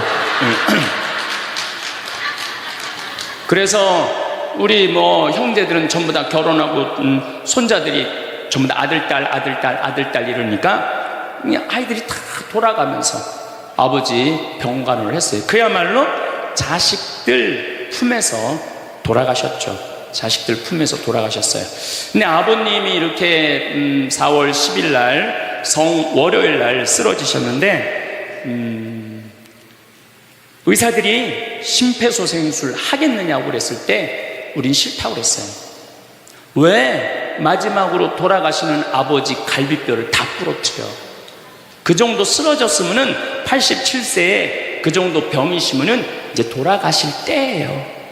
근데 많은 경우 돌아가실 때 심폐소생술 하게 돼 있어요. 근데 우리는 원하지 않았어요. 내 자식 다. 그리고 아버님이 이 골수염이라는 이 병을 앓으셨는데 좀 많이 아프신 병이에요, 마지막에. 그래서 내가 아버지 원도 한도 없이 마약 놔드렸어요. 모르핀. 왜 죽기 전에 아프면서 죽어야 돼? 마약. 그래서 조금만 아픈 기미만 보이면은 간호사한테 가갖고 마약 놔달라고, 모르핀 놔달라고. 여러분들, 죽기 전에 하느님이 인간한테 준 최고의 선물이 뭔지 아세요? 마약이에요. 마약. 그래서 호스피스 병동에서 아플 때 진통제 놔드리는 거, 마지막 효도는 마약 많이 놔드리는 거예요. 그래서 우리 아버지 돌아가시기 전에 원도 한도 없이 마약하고 가셨어요. 원도 한도 없이. 그 조금의 고통을 덜어주는 게 내가 보기에는 효도라는 생각이 들더라고요. 아버지 이렇게 쓰러졌을 때 생명 유지장치 하겠느냐고 의사들이 얘기를 하더라고요. 우리는 아무도 원하지 않았어요. 그냥 아버님 편안하게 보내드리고 싶다고. 왜? 우리 아버지는 참 행복하게 사셨어요. 자식들이 아버지를 너무너무 좋아하고 사랑하고. 그래서 뭐 효도를 뭐 원도 한도 없이 해드렸냐, 이럴 건 자신 있게 말씀 못 드리죠. 하지만 그래도 자식들이 아버지, 손자, 손녀들이 할아버지 너무너무 사랑했기 때문에 편안하게 보내드릴 수 있었어요. 제가 작년에 왠지 우리 아버님한테 용돈을 많이 드리고 싶더라고요. 평생 돈 한번 넉넉하게 써보시지 못한 아버지한테 용돈 많이 드려야 되겠다. 그래서 제가 작년에는 이제 외부 강의 한 달에 한 번 하면 한 번, 두 번 하면 두 번. 아버지가 무슨 돈을 이렇게 많이 주느냐고, 신부님. 아버지 원도 한도 없이 마음껏 써보시라고. 그래서 작년 한 해 내도 그전에는 조금씩 용돈 드리다 작년에는 그냥 막 이만큼씩 드렸어요. 아버지 원도 한도 없이 쓰시라고. 마음 안에 이런 마음이 있었어요. 한번 평생 마음껏 돈 한번 써보시지 못한 아버지 마음껏 돈 쓰시라고. 그랬다 뭐 1억을 드리거나 2억을 드린 게 아니야. 100만 원, 200만 원, 한 달에 300만 원 용돈 드린 거죠. 그러니까 아버님이 노인정에 그 노인 어르신들 밥 다 사고, 또 우리 자녀들이 그 23명인데 아버지한테 식사하러 가면은 아버지가 밥값을 다 냈대. 우리 누나가 항상 하는 얘기가 아버지 지갑 항상 100만 원 있었대요. 그래서 얼마나 기분이 좋아. 아버지 돌아가셨을 때 노인정에서 그랬대요. 물주 세상 떠나서 어떻게 하느냐고 그랬대. 물주 세상 떠나서 어떻게 했느냐고. 아버님이 1년 동안 원도 한도 없이 즐겁게 사시다가 세상 떠난 거예요. 저는 효도도 나중에 한다는 건 다 거짓말이야. 효도하려면 언제 해야 돼? 지금 해야 돼, 지금. 부모님한테 돌아가시고 난 다음에 땅을 치고 통곡하는 거 다 소용없어요. 그냥 내가 지금 할 수 있을 때 최선을 다해서 효도하는 게 그게 효도라는 생각이 들더라고요. 어쨌거나 아버님은 쓰러지신 날 당신 스스로 걸어서 화장실 가셨어요. 아침까지. 그리고 오후 1시에 쓰러지셨어요. 그래갖고 밤 10시 41분에 돌아가셨어요. 근데 제가 아버지한테 그랬어요. 아버지, 돌아가시려면은 오늘 돌아가셔야 된다고. 왜냐면 그날이 성월요일이었거든요. 성화요일날 돌아가시면은 장례미사를 못해요. 왜냐면 성목요일날은 장례미사를 못하게 돼 있어요. 성금요일, 토요일 다 장례미사 못해요. 그리고 예수부활 대축일 장례미사 못해요. 그리고 그 다음 월요일날 장례를 해야 되는 거야. 의사 선생님은 오늘 내일 돌아가실 것 같다고 그러는데 내가 그랬어. 돌아가시려면 오늘 돌아가시라고. 내일 돌아가시지 말고. 근데 딱 10시 41분에 돌아가셨어요. 그래서 성수요일날 아버님 장례 미사를 하는데 우리 수원교회 주교님 4분이 다 오셨어. 얼마나 그게 영광스러워요. 주교님이 4분이나 오셨으니까. 왜냐하면 성주간이니까 주교님들이 외국에 아무도 안 나가시고 교구청에 다 계셨던 거야. 얼마나 좋아요. 주교님 4분이 다 오셔서 미사를 봉헌해 주시니 얼마나 축복된 아버지예요. 또 신부님들이 많이 오셔갖고 그 성당에 수원 정작 꽃매 성당인데 꽤 그래도 큰 성당인데 신부님들이 꽉 차갖고 젊은 신부들이 지하에서 미사를 봉헌했다는 거예요. 그것처럼 축복이 어디 있어요. 그냥 하루라도 더 살라고 용 쓰다가 화요일날 돌아가셨으면은 7일장 하는 거예요. 7일장. 하루라도 더 살라고 용을 쓰셨으면은. 근데 우리 아버지는 정말로 살아있을 때도 나한테 행복을 주시는데 떠나실 때도 행복하게 떠나시더라고요. 여러분들도 마찬가지예요. 여러분들도 살아있을 때도 행복하게 사시고 죽을 때도 행복하게 죽으세요. 괜히 안 죽으려고 이렇게 용 쓰고 저렇게 용 쓰다가 누워서 10년 동안 똥오줌 싸기 시작하면요, 그때부터는요 지옥이야. 지옥. 여러분들은 제일 좋은 거는 자다가 주무시다가 죽는 거예요. 그런데 갑자기 돌아가시면 자식들이 너무 힘들으니까 그저 3개월 정도 앓으시다가 돌아가시면은 자식이 이별할 시간을 주는 거예요. 자식이 이별할 시간 주는데 3개월이 넘었으면 그때부터 우리 아버지 언제 죽나. 내가 며칠 전에 들은 얘기예요. 멀쩡한 집에 딸 둘이 무당한테 가갖고 그랬대요. 우리 엄마 언제 죽느냐고. 그래서 무당이 그랬대요. 엄마가 지금 아프냐고. 안 아픈데 너무 건강한데 우리를 너무 힘들게 해갖고 언제 죽는지 너무 궁금해서 와봤다고. 이게 부모 자식지간의 일이야. 부모 자식지간의 일이야. 그러니까 여러분들은 이제 자식한테 뭘 기대서 산다는 생각 꿈도 꾸지 말고, 죽을 때도 자식한테 효도받는다는 생각 하지 말고 여러분들이 알아서 미리 써놓으세요. 그 엘리자베스 퀴를로 로스라는 호스피스, 유명한 시카고 대학의 호스피스 박사가 있어요. 이분은 2,500명 죽었다 살아난 사람들, 2,500 죽었다 살아난 사람들 여러분들 많은 거 아시죠? 왜 죽었다 살아난 사람들이 많아요? 심폐소생술 때문에. 의술이 좋아갖고 죽었다 다시 살아난 사람들 2,500명을 조사를 해봤어. 근데 죽었다 살아난 사람들의 경험, 하늘나라에 대한 경험을 얘기를 들어보니까 너무 평온하고 너무 행복하다는 거예요. 그리고 죽으면은 바로 몸에 빠져나가서 자기를 본대, 자기를.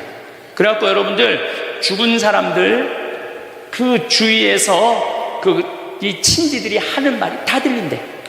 그 몇 분 동안, 하늘나라 올라가기 전에 몇 분 동안에. 그러니까 절대 죽은 사람한테 그렇게 살더니 참 잘 죽었다 그런 소리 하면 안 된다는 거예요. 끝까지 좋은 소리를 해야 된다는 거예요.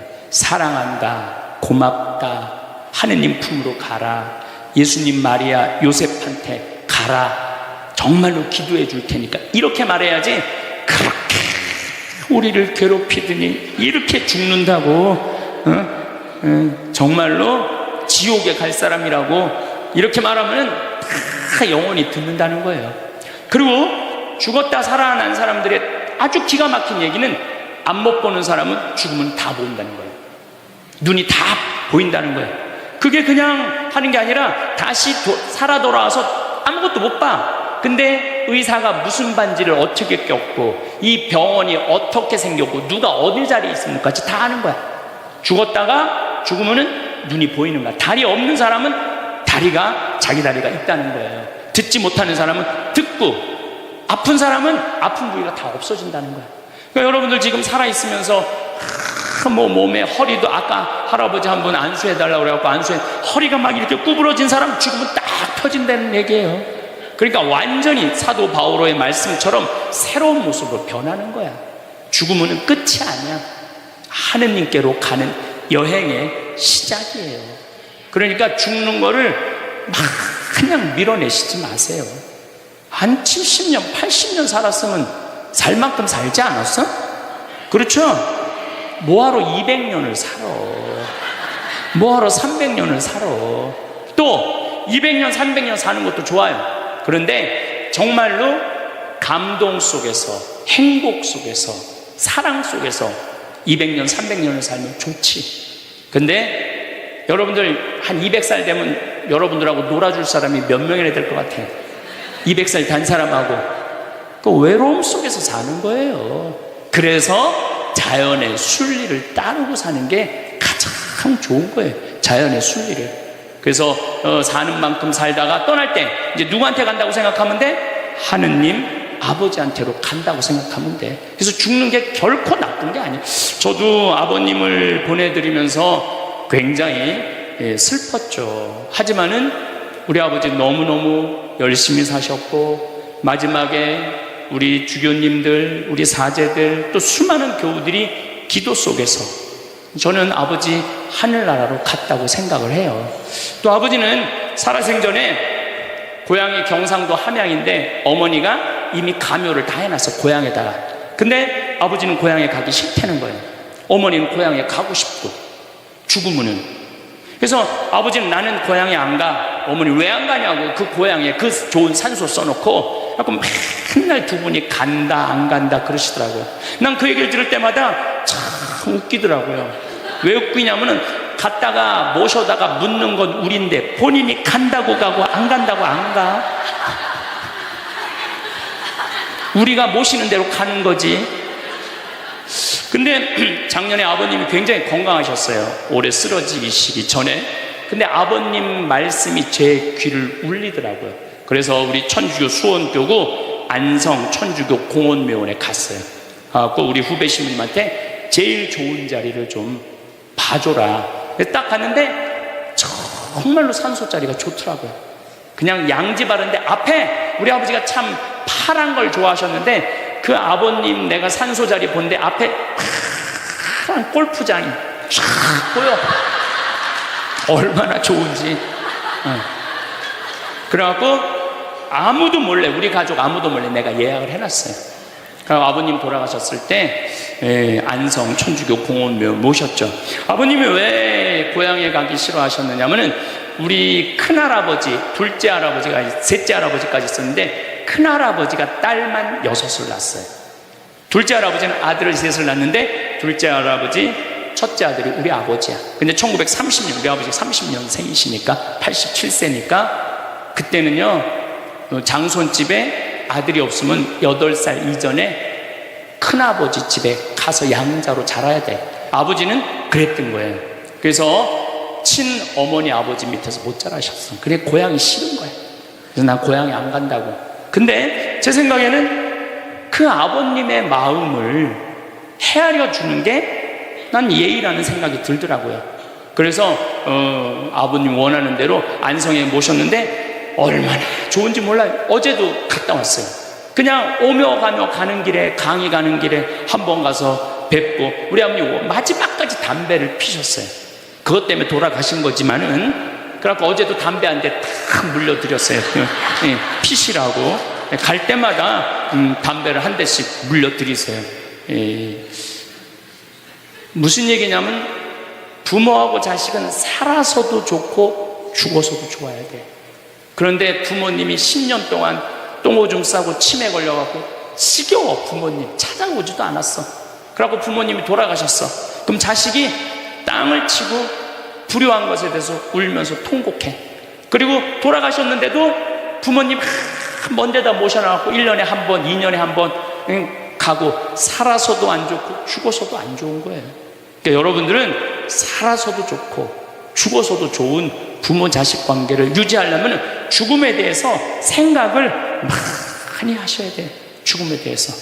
근데 이제 아버님 돌아가셨는데 딱 화요일 하루 장례를 했는데 조문객들이 얼마나 많이 왔는지 밥을 7번을 했대요.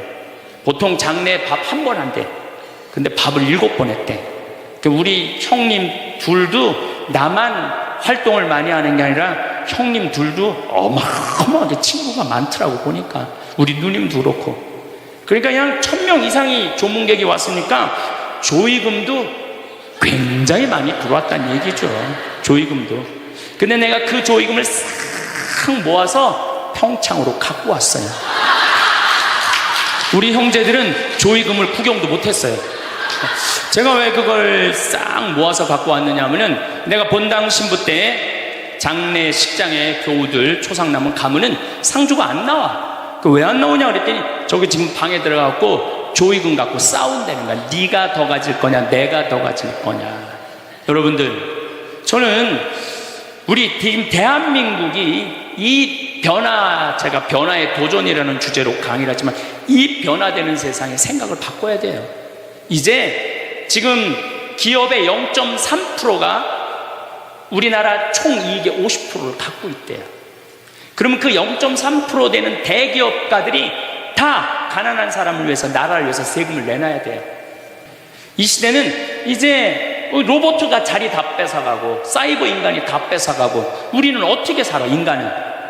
그래서 이 정치가 중요한 거예요. 21세기는. 또 직장생활 안 하는 사람들은 사람이 일을 안 하면요 행복하지 않은 거예요. 일을 안 하면. 여기 계신 분들 혹시 불면증 걸리신 분들 있죠? 제가 불면증 치료법 알려드릴게요. 어떻게 하면 잠을 잘 오느냐면 아침 6시에 일어나. 그래갖고 아침 기도해. 아침 기도, 부모를 위한 기도, 나라를 위한 기도, 자녀를 위한 기도 다 해. 그리고 정성스럽게 이불 개고 세수, 머리도 다 드라이기 쓰지 말고 수건으로 다 말려, 머리도. 그리고 밥 정성스럽고 해 먹고, 목욕탕도 가갖고 묵직이도 5단 있는 힘 땀 다 빼고, 그리고 발차기도 하고 목욕탕 안에서 제일 좋은 거라는 거예요. 그리고 산책하고 미사참력하고 성서 쓰고 정성스럽게 행동을 하세요. 설거지도 정성스럽게 하고. 그러면은 저녁 8시만 되면 기절해서 자요. 여러분들이 하루 생활이 정성스럽지 않기 때문에 잠을 못 자는 거예요. 기절해서 자요. 저는 요즘 지금 목도 지금 특강을 너무 많이 해갖고 목이 쉬었는데, 요즘 이렇게 어제도 대전 강의 갔다 와서 7시만 되니까 막 눈알이 뒤집어지려고 그러더라고요. 눈알이. 그러면 자는 거예요. 근데 아무것도 안 하고 그냥 가만히 움직이지 않으면요 밤에 잠이 안 오죠. 당연히 잠이 안 오죠. 그래서 정성스럽게 사는 게 중요한 거예요. 어쨌거나 하여튼 아버님 그 조의금을 싹 갖고 왔어요, 평창에. 그래갖고 내가 우리 형제들한테 얘기했어요. 아버님 돌아가신 조의금은 어린아이를 위해서 쓸 거고, 어머님이 돌아가신 조의금은 노인분들을 위해서 쓸 거다. 그래서 이번에 잠비아에 에이즈 어린이 고아원 짓는데 아버님 조의금 보냈어요. 또 빈센트 병원에서 이번에 20명을 수술을 해줬는데 그 중에 2명 아버님 조의금으로 또 수술도 해주고, 아직도 많이 남아있어. 아직도. 이제는 여러분들 떠날 때 자식한테 주고 떠나지 마세요. 세상에 주고 떠나세요. 어떤 세상에? 어렵고 힘들고 고통받는 사람들한테 주고 떠나세요. 그리고 미국이나 유럽은 보통 할머니들이 다 나 조의금 어디다 보내라, 어느 수도원에 보내라, 어느 고아원에 보내라, 어느 장애시설에 보내라, 다 그런 데는 거예요. 대한민국 사람들만 죽을 때까지 이기적으로 죽는 거예요. 살아서도 이기적으로 살고 죽을 때도 이기적으로 죽는 거예요. 그래서 하여튼 우리 형제들은 조의금 구경도 못했어. 대신 내가 우리 형제들한테 보내준 선물이 있어요. 조의금 명단은 다 보내줬어. 타이프 쳐갖고. 갚아야 될 거 아니야. 갚아야 될 거 아니야. 되게 죽은 사람들의 경험을 들어보면은, 내가 이 키블러 로스라는 이분 책을 요즘 계속 읽고 있는데, 기가 막힌 거는 딸이 죽었어. 근데 다시 살아났어. 근데 이 딸이 아빠 엄마한테 얘기하는 거. 엄마 아빠 내가 죽었는데 오빠가 나를 너무 행복하게 기다리고 있어. 그래서 그 오빠랑 놀았는데 너무너무 행복했어. 근데 이 엄마 아빠는 너무너무 놀란 거예요. 왜 놀랬느냐 하면은 이 아이가 태어나기 전에 오빠가 죽어갖고 단 한 번도 오빠 얘기를 한 적이 없거든. 근데 죽어서 그 오빠가 기다리고 있는 거예요. 그러니까 이 기가 막힌 노릇 아니에요. 또 이런 경우도 있었다고 그래요. 어떤 경우가 있었느냐면은 교통사고 났어. 여동생, 오빠, 아빠가 했는데 오빠하고 아빠는 죽은 거야. 이 여동생은 다 기절한 상태에서 죽었는지 안 죽었는지 확인할 길이 없잖아요. 근데 다시 죽었다고 생각하고 병원에 가서 살아났어. 근데 이 여동생이 엄마 너무 슬퍼하지 마. 하늘나라에서 오빠하고 아빠가 날 기다리고 있어. 너무 행복해. 근데 얘는 오빠하고 아빠가 죽었는지 모르는 상태, 혼수 상태인데 그걸 아는 거예요. 근데 여기 특징 중에 하나는 죽어서는 살아있는 사람은 절대 못 본대요. 죽은 사람만 본다는 거예요. 죽은 사람만 하늘나라에서 본다는 거예요. 그래서 여러분들도 세상 떠나면은 하느님 기다리고 있고 너무 행복한 나라로 가는 거예요. 그러니까 죽음은 그 번데기가 이 알을 까고 자기 껍데기를 까고 나비가 되는 것처럼 지금보다도 훨씬 아름다운 세상으로 가는 게 죽음이에요. 이제 21세기는 안 죽는다고 100살을 사니 200살을 사는 좋은 게 아니에요. 100살, 200살 동안 불면증, 우울증, 미움, 분노, 외로움, 심심함으로 사는 것보다 그냥 한 70, 87세까지 살다가 죽어갖고 행복하게 먼저 떠난 사람들하고 하느님 품에서 행복하게 사는 게 좋죠. 그래서 여러분들 이제 행복하게 살다가 행복하게 떠나셔야 돼. 그리고 제가 늘 말씀드리지만 나중에 행복하지 마세요. 언제 행복해? 지금 행복하세요. 지금. 나중에 돈 쓰지 말고 언제 써? 지금 쓰세요. 지금. 그리고 여기 있는 분들 지금 얼굴을 보니까 돈 쓸 수 있는 마지막 얼굴들이 많다니까. 마지막 얼굴들이 많아. 그리고 우리나라는 이제 드디어 3만 달러를 넘어서요. 선진국 대열에 들어서요. 선진국에 들었으면은 어르신들, 노인분들 연금 지금 20만 원에서 60만 원, 70만 원으로 다 올라가요. 그러니까 돈 없는 거 걱정하지 마세요. 여러분들이 엉뚱한 사기에만 안 당하면은 먹고 사는데 아무 지장 없어. 욕심만 안 부리면은 충분히 행복하게 살 수 있어. 그리고 이렇게 강의 따라다니면서 배우는 여러분들, 진리를 목말라 하는 여러분들은 앞으로 행복하게 사실 수 있으세요. 예. 인생의 주인공은 나야. 내 자식이 아니고 내 남편이 아니고 내 아내가 아니야. 내 행복은 누가 책임지느냐면 내가 책임지는 거야. 내가 지금 불행한 거는 남편 탓도 아니고 자식 탓도 아니고 누구 탓이야? 내 탓이야. 왜? 나를 위해서 쓰는 법을 배운 적이 없어. 나를 위해서 버는 법은 배웠는데 쓰는 법을 배운 적이 없어. 본인들을 위해서 쓰세요. 자, 1960년대 70년대는 열심히 살아야 돼. 너 정말로 아끼고 살아야 돼. 가난했을 때 얘기예요. 이제 3만 달러가 넘었을 때는 이제는 재밌게 살고 행복하게 살고 의미 있게 살고 나누고 살아야 돼. 언어가 이제는 바뀌어야 돼. 그래서 여러분들 정말로 이제는 의미 있고 재미있고 행복하게 생활하시길 바라겠습니다. 혹시 이런 성공한 사람들을 보면 크게 두 부류로 나뉘는 걸 알 수 있습니다. 하나는 자신이 성공했다고 여기저기 떠벌리고 다니는 사람들, 그리고 또 하나는 조용히 아무 말 없이 자기 삶을 사는 사람들입니다. 우리는 흔히 성공을 하면 자연스럽게 자랑하고 싶어질 거라고 생각하죠.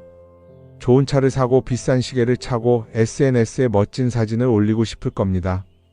왜냐하면 그렇게 하면 남들이 나를 더 인정해 줄 거라고 믿으니까요.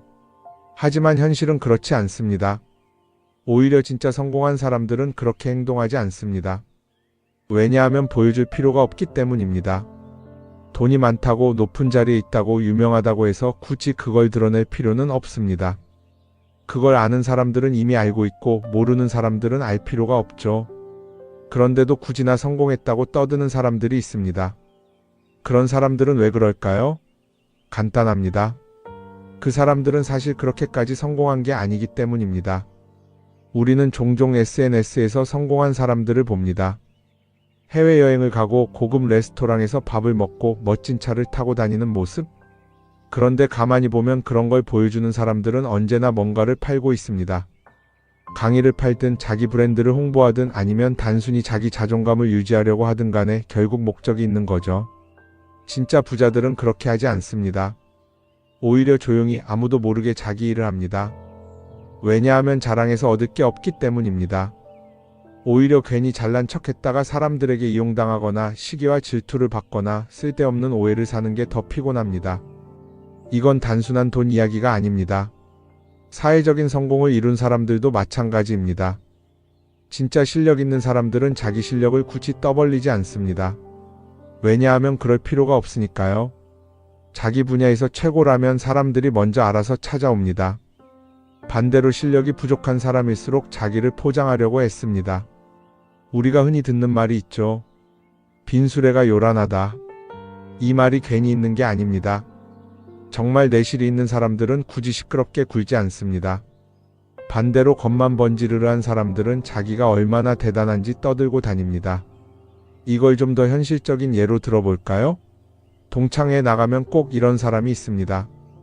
옛날에는 별거 아니었는데 갑자기 잘 됐다고 나타나서 자기가 얼마나 성공했는지 자랑하는 사람.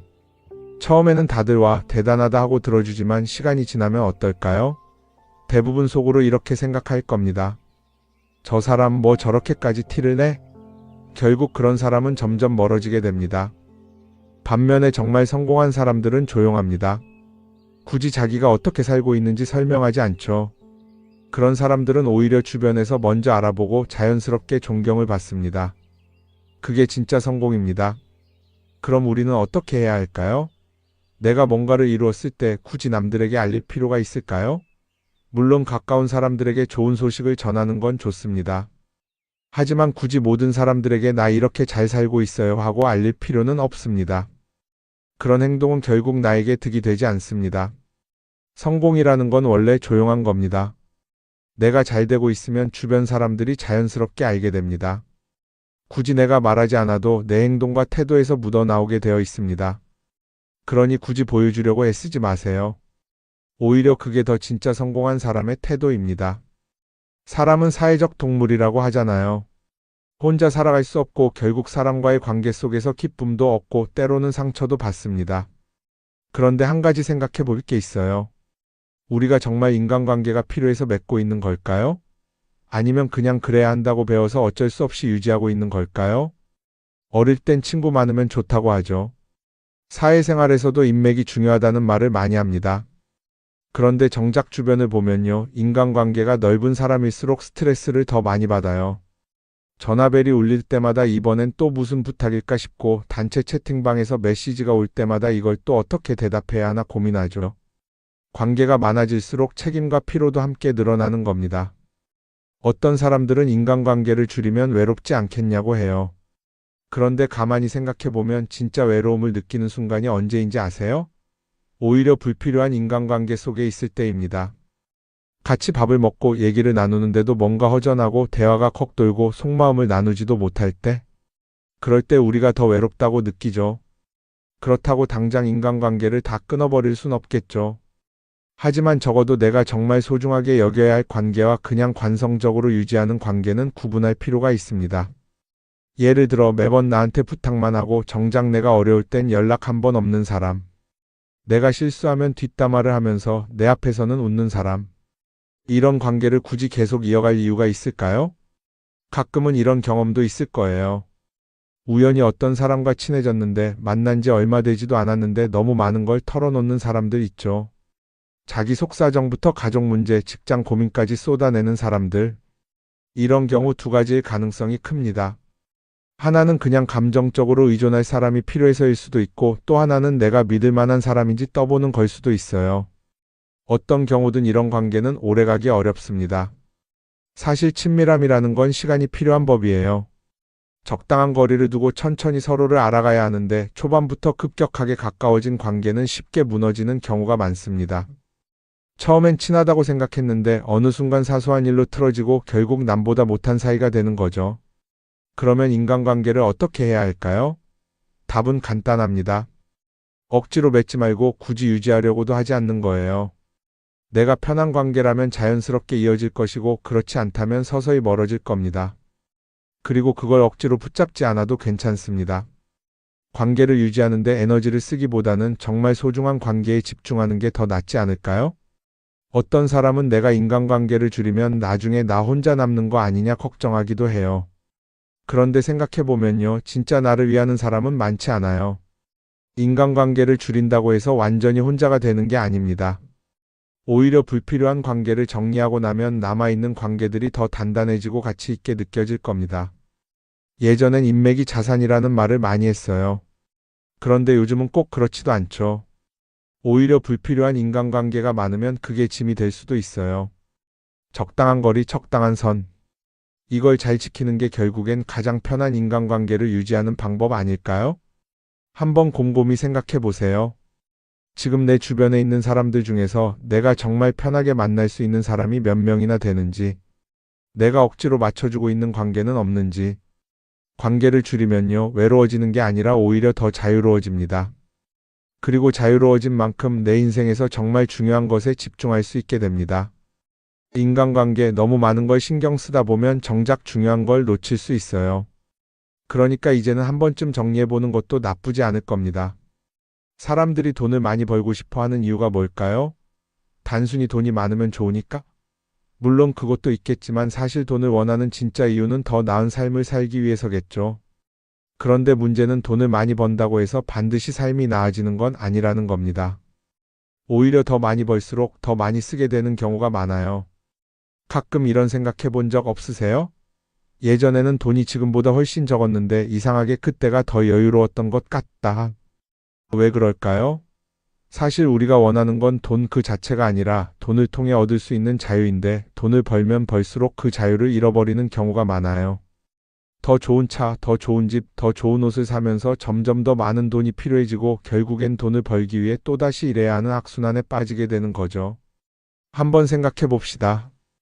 우리가 정말 필요해서 뭔가를 사는 경우가 얼마나 될까요? 필요해서라기보다는 남들이 가지고 있으니까, 없어 보이기 싫으니까, 혹은 그냥 기분 전환을 위해서 소비하는 경우가 훨씬 많아요. 그리고 그런 소비를 할 때마다 스스로 이렇게 합리화를 하죠. 이 정도는 나를 위한 투자야. 그런데 가만히 보면 그 소비가 진짜 나를 위한 소비인지 아니면 그냥 사회가 만든 기준에 끌려가고 있는 건지 헷갈릴 때가 많습니다. 예를 들어 예전에는 스마트폰 하나면 충분했는데 이제는 스마트워치도 있어야 하고 무선 이어폰도 필요하고 태블릿도 있어야 할 것 같고 하나를 사면 또 다른 무언가가 필요해지는 시기예요. 사실 이건 우리가 그렇게 만들어진 겁니다. 광고도 그렇고 SNS도 그렇고 자꾸 우리에게 이렇게 말하죠. 이걸 사야 더 행복해질 수 있어요. 그런데 정작 그걸 사고 나면 어때요? 처음 며칠은 좋죠. 그런데 시간이 지나면 또 다른 걸 사고 싶어져요. 왜냐하면 물건이 우리를 오래 행복하게 만들어주지는 않거든요. 특히 요즘은 SNS가 이런 소비 심리를 더 부추기는 것 같아요. 예전에는 친구들끼리 만나서 나 새로 샀어 하고 자랑하는 게 전부였는데 이제는 SNS에 올리면서 전 세계 사람들에게 보여주잖아요. 그러다 보니까 남들도 다 뭔가를 사서 올리고 나도 따라해야 할 것 같은 기분이 드는 거예요. 그런데 중요한 건 그 사람들도 사실은 나와 똑같은 기분이라는 겁니다. 내가 남을 부러워하는 만큼 나도 누군가에게 부러움을 사려고 애쓰고 있는 거죠. 결국 끝없는 비교와 소비 속에서 진짜 중요한 걸 놓치게 되는 겁니다. 한번 이렇게 생각해보면 어떨까요? 만약 내가 지금부터 딱 1년 동안 불필요한 소비를 하지 않는다면 내 삶이 어떻게 변할까? 아마 처음에는 답답할 수도 있어요. 사고 싶었던 걸 참아야 하니까. 그런데 그걸 몇 번 참고 나면 어느 순간 깨닫게 될 겁니다. 내가 굳이 이걸 안 사도 괜찮네? 그렇게 불필요한 소비가 줄어들면 자연스럽게 돈이 쌓이겠죠. 그런데 돈이 쌓이는 것보다 더 중요한 게 있어요. 바로 마음의 여유가 생긴다는 겁니다. 돈을 쓰지 않는다고 해서 불행해지는 게 아니라 오히려 소비로부터 자유로워지면서 진짜 행복을 찾을 수 있어요. 물론 이걸 실천하는 게 쉽지는 않겠죠. 우리 주변에는 소비를 부추기는 것들이 너무 많으니까요. 하지만 적어도 이런 건 해볼 수 있습니다. 뭔가를 사고 싶을 때 한 번만 스스로에게 물어보는 거예요. 이게 정말 나한테 필요한 걸까? 아니면 그냥 순간적인 욕심일까? 만약 그 질문을 던졌을 때 5초 안에 당연히 필요하지 라는 답이 나오지 않는다면 사실 그건 없어도 되는 물건일 가능성이 큽니다. 정말 필요한 건 고민할 필요도 없이 바로 떠오르거든요. 그러니까 이제는 한 번쯤 생각해 봐야 할 것 같아요. 나는 지금 내가 원하는 삶을 살고 있는 걸까? 아니면 남들이 만든 기준에 맞추기 위해 내 시간을 팔고 있는 걸까? 소비를 줄인다는 건 단순히 돈을 아끼는 게 아닙니다. 그건 결국 내 삶의 선택권을 되찾는 일이거든요. 돈을 많이 버는 것도 중요하지만 더 중요한 건 그 돈을 어떻게 쓰느냐입니다. 그리고 때로는 아무것도 사지 않는 게 최고의 선택일 수도 있어요. 우리는 요즘 SNS 없이 사는 게 거의 불가능한 시대에 살고 있죠. 아침에 눈 뜨자마자 휴대폰을 확인하고 출근길에도 SNS를 보고 잠들기 전까지도 계속 들여다봅니다. 그러면서 남들이 어떻게 사는지 보고 나도 모르게 비교하게 되고 때로는 초조해지기도 하죠. SNS에 올라오는 사진들 한번 보세요. 맛집에서 멋진 음식을 먹고 해외여행을 다니고 좋은 옷을 입고 성공한 삶을 사는 사람들. 그런데 가만히 보면 이 사람들이 정말 행복해서 저런 사진을 올리는 걸까요? 아니면 그냥 행복해 보이고 싶은 걸까요? 실제로 SNS에 가장 많이 올라오는 사진이 뭔지 아세요? 남들이 부러워할 만한 순간들입니다. 집에서 편하게 쉬고 있는 모습이나 출근길에 지친 얼굴, 어제 먹다 남은 배달 음식 사진 같은 건 잘 안 올리죠. 대신 멋진 레스토랑, 명품 가방, 고급 호텔 같은 것들이 올라옵니다. 왜 그럴까요? 결국 SNS는 보여주기 위한 공간이기 때문입니다. 여기서 중요한 게 있어요. 우리가 SNS에서 보는 건 그 사람의 삶 전체가 아니라 편집된 일부 장면이라는 겁니다. SNS는 마치 한 편의 다큐멘터리나 영화처럼 잘 꾸며진 장면들만 보여줍니다. 그런데도 우리는 그걸 보면서 아, 저 사람은 나보다 더 행복하구나 하고 착각하죠. 예를 들어 SNS에서 한 친구가 해외여행을 가서 아름다운 풍경을 찍어 올렸다고 해볼게요. 우리는 그걸 보면서 부럽다, 나도 저렇게 살고 싶다라고 생각하겠죠. 그런데 정작 그 친구는 사진을 찍고 나서도 일 때문에 스트레스를 받고 있을 수도 있고 여행 비용을 감당하느라 카드가 걱정을 하고 있을 수도 있습니다. 그 부분은 우리는 알 수가 없죠. 그런데 문제는 이렇게 남들과 비교하는 습관이 쌓이면 결국 내 삶이 초라하게 느껴진다는 겁니다. 원래는 그냥 조용히 살아도 괜찮았는데 SNS를 보고 나면 나만 뒤처지는 것 같고 뭔가를 더 해야 할 것 같고 괜히 불안해지죠. SNS는 기본적으로 사람들의 비교 심리를 자극합니다. 남들이 가진 걸 나도 갖고 싶게 만들고 남들이 하는 걸 나도 해야 할 것 같은 기분이 들게 만들죠. 그러다 보니 필요하지도 않은 걸 사게 되고 무리해서라도 화려한 곳에 가게 되고 남들에게 보여주기 위해 사는 삶을 살게 됩니다. 그럼 어떻게 해야 할까요?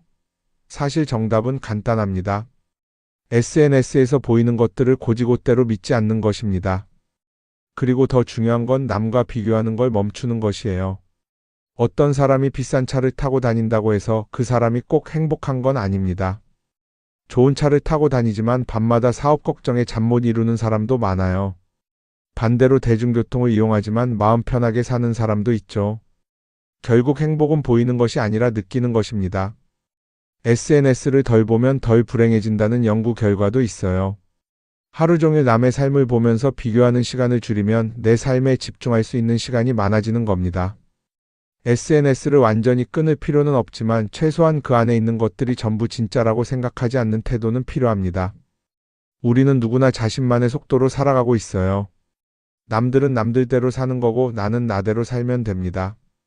SNS에서 남들의 화려한 모습을 볼 때마다 한 번쯤 이렇게 생각해 보세요. 이건 그 사람이 보여주고 싶은 삶일 뿐이다. 그러면 조금은 편해질 겁니다. 사람들은 다들 자기 인생을 살아간다고 생각하죠. 그런데 가만 보면 정말 자기 인생을 사는 사람이 얼마나 될까요? 많은 사람들이 사실은 남이 만들어 놓은 기준에 맞춰서 살고 있어요. 좋은 대학, 좋은 직장, 좋은 차, 좋은 집. 다들 이런 걸 목표로 삼지만 정작 내가 원하는 삶이 뭔지 깊이 생각해 본 적이 없는 경우가 많아요. 이건 어릴 때부터 교육받아온 방식과도 관련이 있어요. 우리는 어릴 때부터 이렇게 살아야 한다는 틀 안에서 자라죠. 공부 열심히 해서 좋은 성적을 받아야 하고 좋은 직장을 가져야 하고 결혼도 적당한 때에 해야 하고 마치 인생이 정해진 수순이라도 있는 것처럼요. 그러다 보니 나 스스로 정말 원하는 걸 고민하기보다는 그냥 남들이 정해놓은 목표를 따라가게 돼요. 그런데 이렇게 남의 기준에 맞춰서 살다 보면 어느 순간 공허함을 느끼게 됩니다. 이게 정말 내가 원했던 삶인가? 하는 의문이 들 때가 오죠. 어릴 땐 성적이 목표였고 사회에 나와서는 연봉이 목표였고 결혼하고 나서는 아이 교육이 목표였는데 그 목표를 이루고 나면 허무한 거예요. 계속 뭔가를 이루긴 했는데 정작 나는 어디에 있는지 모르겠는 거죠. 진짜 중요한 건 내가 원하는 게 뭔지를 아는 것이에요. 그런데 이게 쉽지 않죠. 오랫동안 남의 기준대로 살아왔기 때문에 막상 내가 정말 원하는 게 뭐지? 하고 물어보면 선뜻 대답하기 어려운 경우가 많아요. 하지만 이 질문을 하지 않으면 우리는 평생 남이 정한 기준 속에서 살게 됩니다. 그럼 어떻게 해야 할까요? 첫 번째로 필요한 건 내가 왜 이런 생각을 하게 됐는지 스스로 점검하는 거예요. 예를 들어 내가 비싼 차를 사고 싶다고 생각한다면 그게 정말 내 필요 때문인지 아니면 남들에게 잘 보이기 위해서인지 한번 따져봐야 해요. 만약 남들이 나를 어떻게 볼까 하는 게 더 중요하다면 그건 내 기준이 아니라 사회가 만들어 놓은 기준일 가능성이 큽니다. 두 번째는 다른 사람의 의견에 휘둘리지 않는 연습을 하는 거예요. 우리는 살아가면서 끊임없이 남들의 평가를 받죠. 그 나이에 그런 걸 시작한다고? 지금 그게 가능하겠어? 이런 말들이 우리를 흔들어 놓습니다. 그런데 그런 말에 신경 쓰다 보면 결국 아무것도 하지 못하게 돼요. 중요한 건 남들이 뭐라고 하든 내가 결정하는 거예요. 물론 남의 조언을 들을 수도 있고 참고할 수도 있죠. 하지만 최종 결정은 항상 내 몫이어야 합니다. 내가 결정하고 내가 책임지는 거. 그렇게 해야 내 삶을 온전히 내 것으로 만들 수 있어요. 세 번째는 내가 한 선택에 책임지는 자세를 가지는 거예요. 많은 사람들이 무언가를 선택하고 나서도 후회하죠. 괜히 이걸 했나? 이 선택이 잘못된 건 아닐까? 그런데 한 가지 확실한 건 후회한다고 해서 과거가 바뀌지는 않는다는 거예요. 내가 한 선택이라면 그 선택이 틀렸다고 해도 받아들이고 그 안에서 최선을 다하는 게 더 중요해요. 이렇게 말하면 그럼 실수하면 어떡하죠? 라고 걱정하는 분들도 있을 거예요. 하지만 생각해보면 우리가 실수를 두려워하는 이유도 결국 남의 시선 때문이에요. 내가 실패하면 남들이 날 어떻게 볼까? 이런 걱정이 더 크죠. 그런데 남들은 생각보다 우리한테 관심이 없어요. 우리가 성공하든 실패하든 남들은 자기 삶을 사느라 바빠요. 그러니까 내 인생의 주인은 결국 나 자신이라는 걸 명확히 할 필요가 있어요. 내 선택을 하고 그 선택에 책임지면서 남이 아니라 나에게 맞는 길을 찾는 것. 그게 진짜로 내 삶을 살아가는 방법이 아닐까요? 어쩌면 우리는 너무 오랫동안 이렇게 살아야 한다는 틀 속에 갇혀 있었는지도 모릅니다. 하지만 이제는 한 번쯤 생각해 봐야 합니다. 나는 진짜 내 삶을 살고 있는가? 그리고 만약 아니라면 지금부터라도 조금씩 바꿔보면 어떨까요? 동글동글 콩으로 만든 청국장 동글동글 콩으로 만든 청국장 찌개로도 먹고요 가루는 생수에도 타서 먹어요 우리 모두 건강을 챙겨봐요 생태맘 청국장 동글동글 콩으로 만든 청국장 동글동글 콩으로 만든 청국장 성필립 보생태마을 생태맘장터의 청국장 가루가 유명합니다. 구매하시면 인생 스케치 채널과는 무관하며 성필립 보생태마을의 국내외 비영리 활동에 도움이 됩니다.